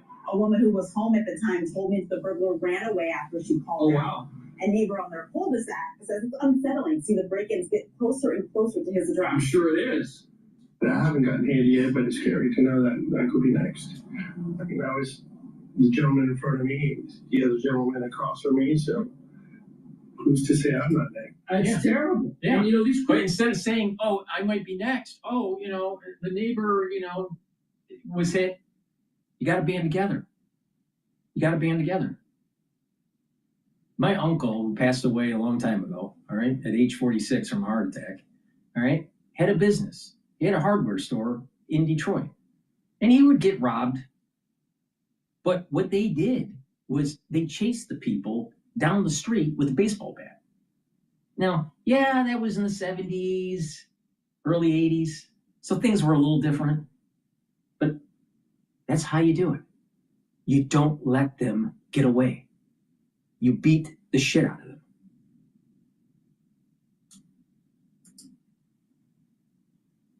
They probably have a map at home of the street, and they're probably checking off all the homes that they've hit.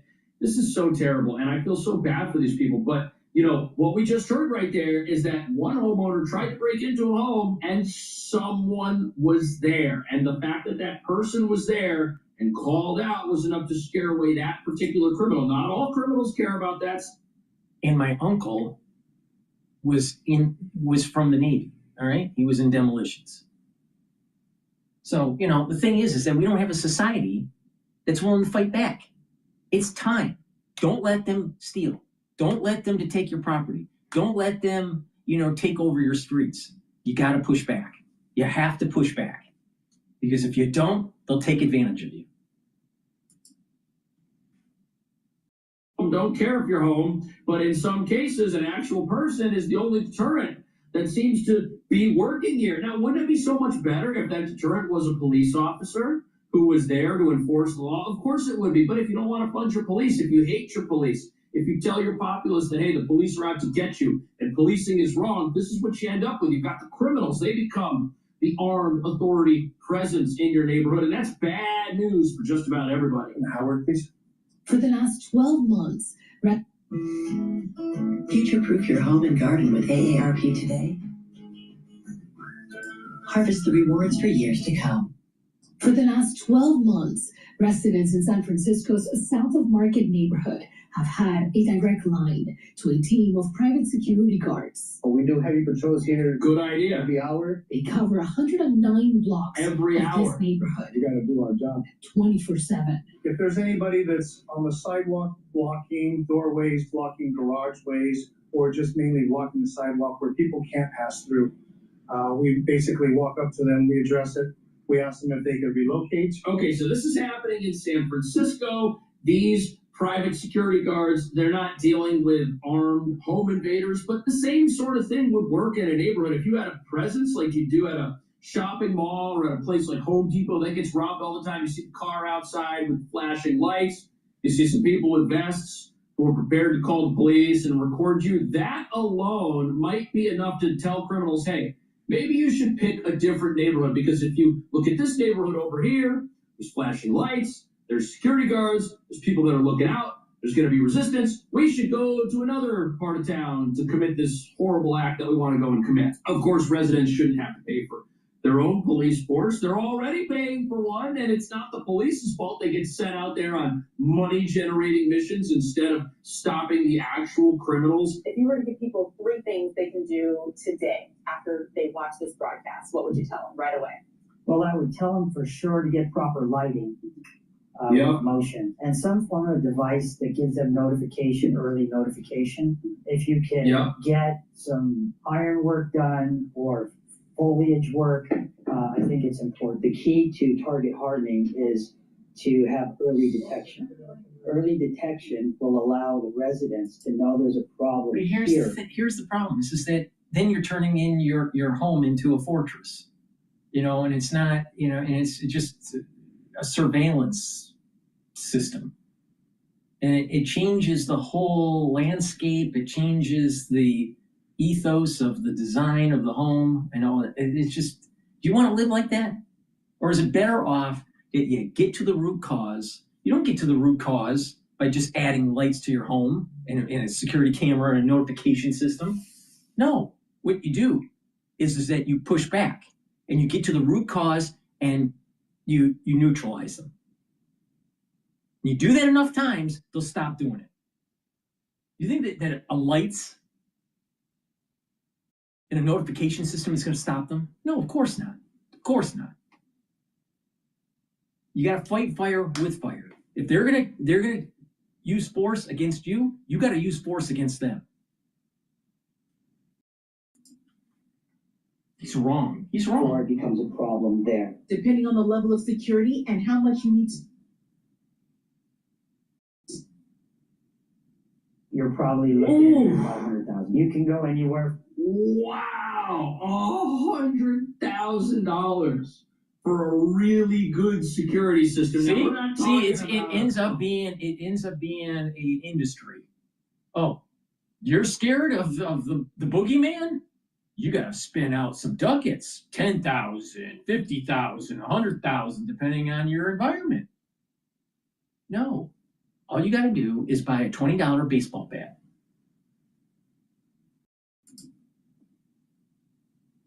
$15 Wi-Fi camera from Amazon that the thieves can easily jam or reach up to and manipulate. We're talking about, the kind of security you have at a bank, but what an expense. And the problem is it doesn't even guarantee much. If the getaway car is stolen and the criminals are all masked up and the police say, well, we won't be able to catch these guys until they commit a whole bunch of crimes and eventually get sloppy. I mean, how many homeowners are going to have to be in a position where they get totally cleaned out? A whole bunch of them, unfortunately. To me, the solution for this is simple. If people get caught committing a crime at any level, there needs to be a consequence that is so bad, they say to themselves, you know what, I don't want to go out and do that again. And I'm going to tell all my friends how bad my experience getting locked up was so that they don't go out and pursue a life of crime. We're making it too easy in these places like California and New York where I live for somebody who does something terrible to get every excuse possible placed upon them. Hey, they were just stealing chips. What's the big deal? They're just stealing just a bag of Doritos. Who cares about that? It's not about the bag of Doritos. It's about where it leads to. If you let people get away with criminal activity, you're going to have some people that say, you know what, I want to try to go bigger. I want to try to go better. And they're just going to move up the looters pyramid to the very top. The number of residential burglaries are up.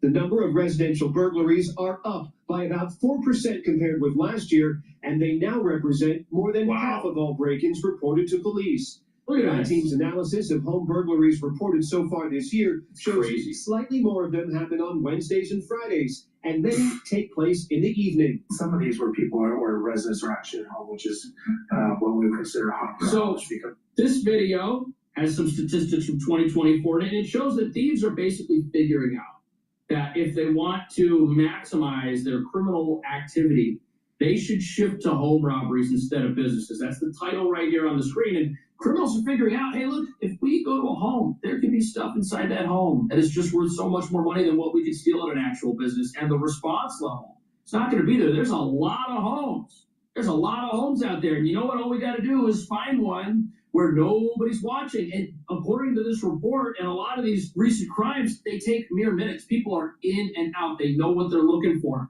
They know where people commonly hide stuff. In one robbery, they even dragged a safe out of the house. They couldn't break into it on the spot. They figured that they would break into it later. I mean, this is really, really bad stuff right here. I wouldn't want to live in a home in any area that can't protect its neighborhood. Because if you do that, what are you paying for? There's people that think, oh, I'm going to buy this home. It's going to appreciate in value.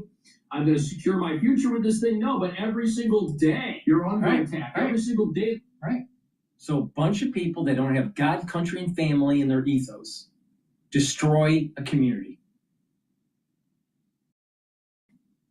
The only way to solve this problem is to push back and kill them.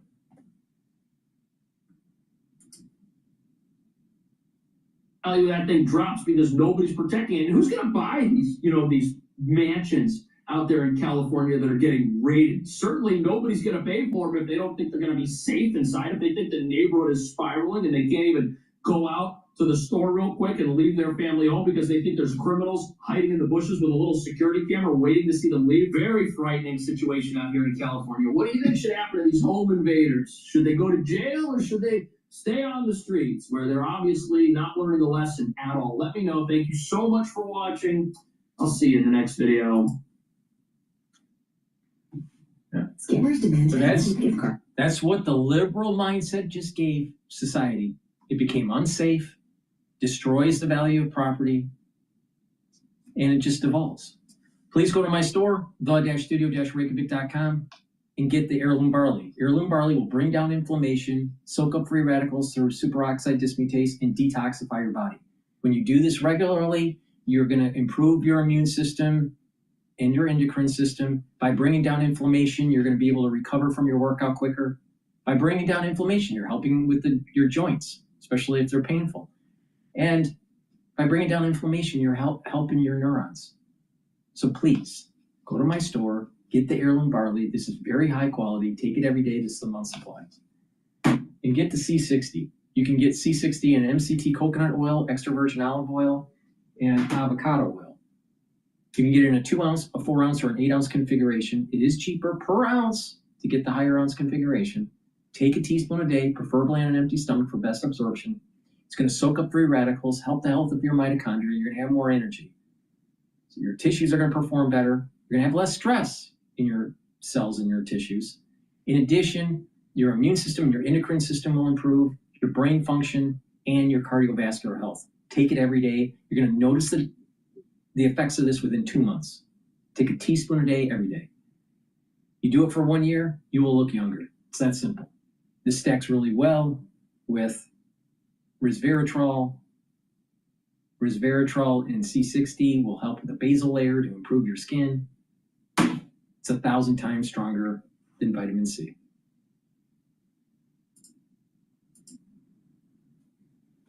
Are scraping for their lives right now, and that's why they signed on to this discharge petition, because as Lawler says, doing nothing is idiotic. Yes, he did. He used another word that we can't say on the air to describe the Speaker's decision to not bring this to the floor. We know that Mike Lawler doesn't like Obamacare, and he never liked the idea of extending these subsidies. Is it his own personal belief that caused this to happen, or he'll have a bigger revolt on his hands if he did bring this to the floor, the Freedom Caucus and all the rest? I think it just illustrates that on the ground, this is such a huge issue in terms of how the cost of living crisis is impacting American families. So I think it really underscores a problem, and there's been a little bit of a disconnect with a number of Republicans in terms of the saliency of this issue. There's a very easy way to do a short-term extension, a bridge to something bigger, and litigate this in the election. And to Rick's point, go into the next, in next Congress with some decisions. But to go home for Christmas without doing this, I think there's real political liability. Even with this vote, I think there's a serious conversation that at least must be happening to some extent about, well, if they have to vote on it, do they just let this die in January, or do they just put something up, a 1-year extension, a clean extension, to give that bridge to the midterm elections? And bring that to the floor of the Senate, you mean? Bring it. Honestly, I think in leadership, it's a live question on whether they should think about whether they could actually bring something up in the House and not have a discharge petition force their hand. And the only way they can do that is with the president's blessing, as you know. That would be a moment. And look, he might call for that tonight. Rick, I'm just curious how far you can see beyond the valley here. When you were working for John McCain, he was part of any number of gangs of 8 or 6 or whatever to solve a major crisis here. Now that this has happened, is that the next phase, as opposed to John Thune taking this and throwing it on the floor? There's John McCain right now as we speak. Rick, does this become a conversation where senators and members of the House get together behind the scenes and craft something? Just don't forget that John McCain, there wasn't a war that he didn't like. And oh, by the way, he was so stupid that he picked Palin as his VP run.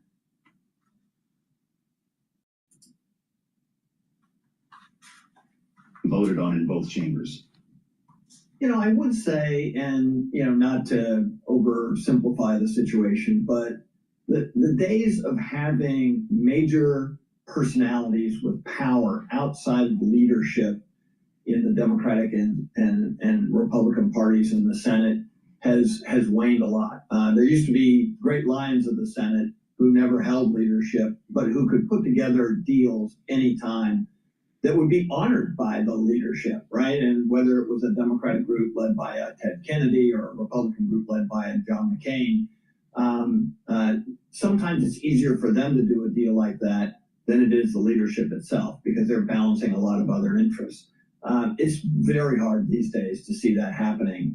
Kudos to Susan Collins for using her perch as chairman of the Appropriations Committee, very, very powerful senator, to try and craft something, around this. Of course, she's running for re-election in a tough election year, so a lot of motivation on her part too. So yes, I could see a gang of 6 emerging in the Senate to try and bridge this, because even if this discharge petition passes, a 3-year extension is not something the Senate wants to vote on. And so I do think the question is, can they find some common ground where there's a shorter extension, maybe some limitations on enrollment, and then send that back to the House for final approval. And I think if something like that did happen in the Senate, you would get House approval.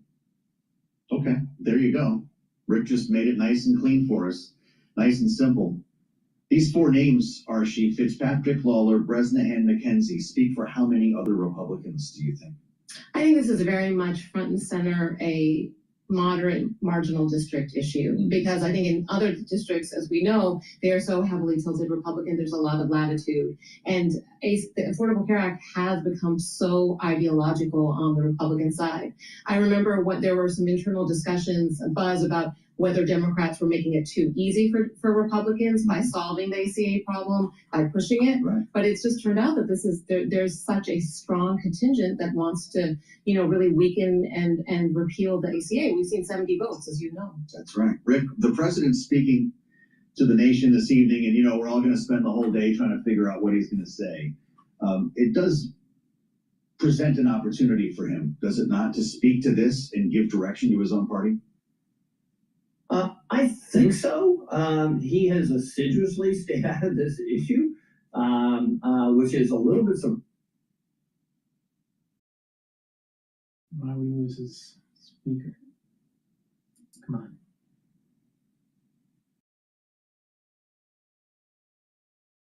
on. Does a move like this maybe warm him up to this idea again? I think possibly, and I think the other piece here is that I think the notion of a 1 year kind of bridge, a clean 1 year bridge, you then get that's the bipartisan aspect of this. You don't need the hardcore Democrats who want the 3 years. You don't need the hardcore Republicans who want to focus on, repealing and replacing ACA. So you come into this the center to pass policy. So we can do this a couple of ways.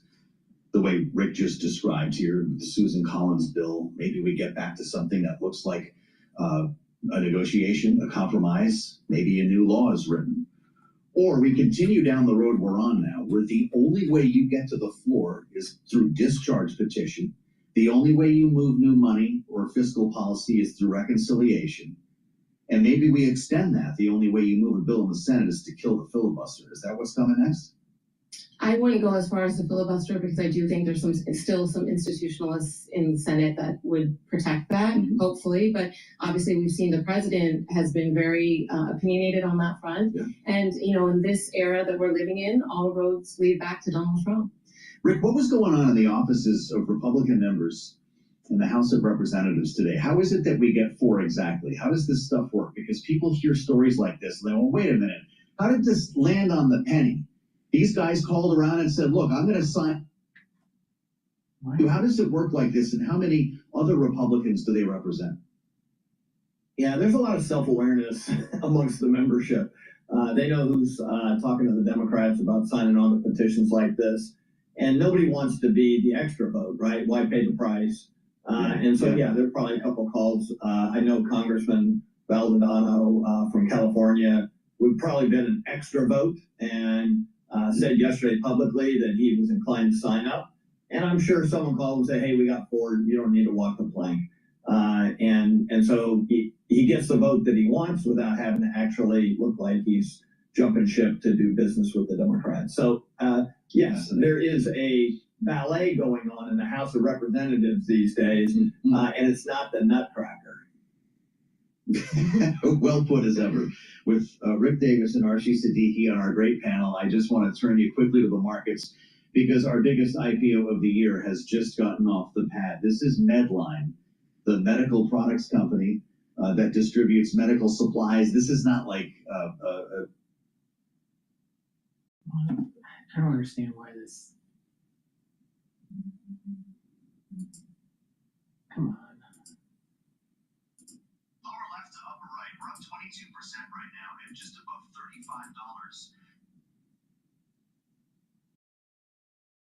$35. Having been indicated to open 24% higher at a way oversubscribed event here. The IPO price was $29 and it was 10 times oversubscribed based on Bloomberg's initial reporting. So 29 at the IPO, we're above 35 now for Medline, up 21% in real time here, with a market cap, as we see on the screen, of about $46 billion and rising. If you're with us on Bloomberg Radio, we're just going through a couple of charts here for the benefit of our viewers here on YouTube.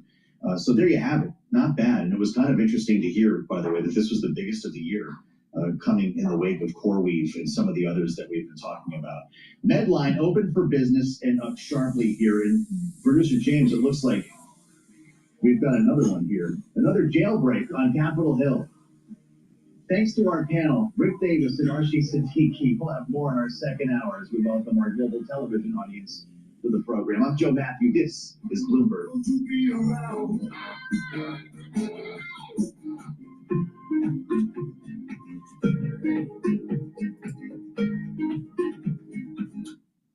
Please go to my store, the-studio-reykjavik.com, and get this stack. This is the third pillar to my protocol.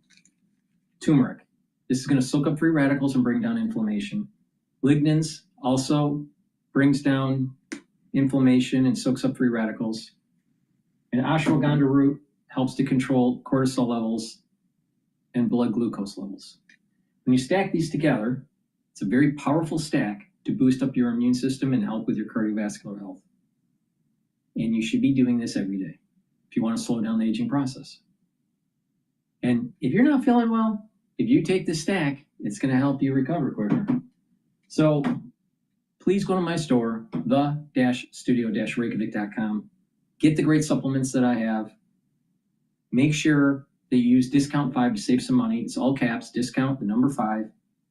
You get $5 off. If you spend $100 or more, you get a free gift. And everyone likes to get a free gift, right? So please go to my store, the-studio-reykjavik.com. The link is in the description of this video and all my videos. That's the end of my broadcast. Please take my advice. Get the supplements and stack them the way I tell you to. Thank you for listening and have a nice day.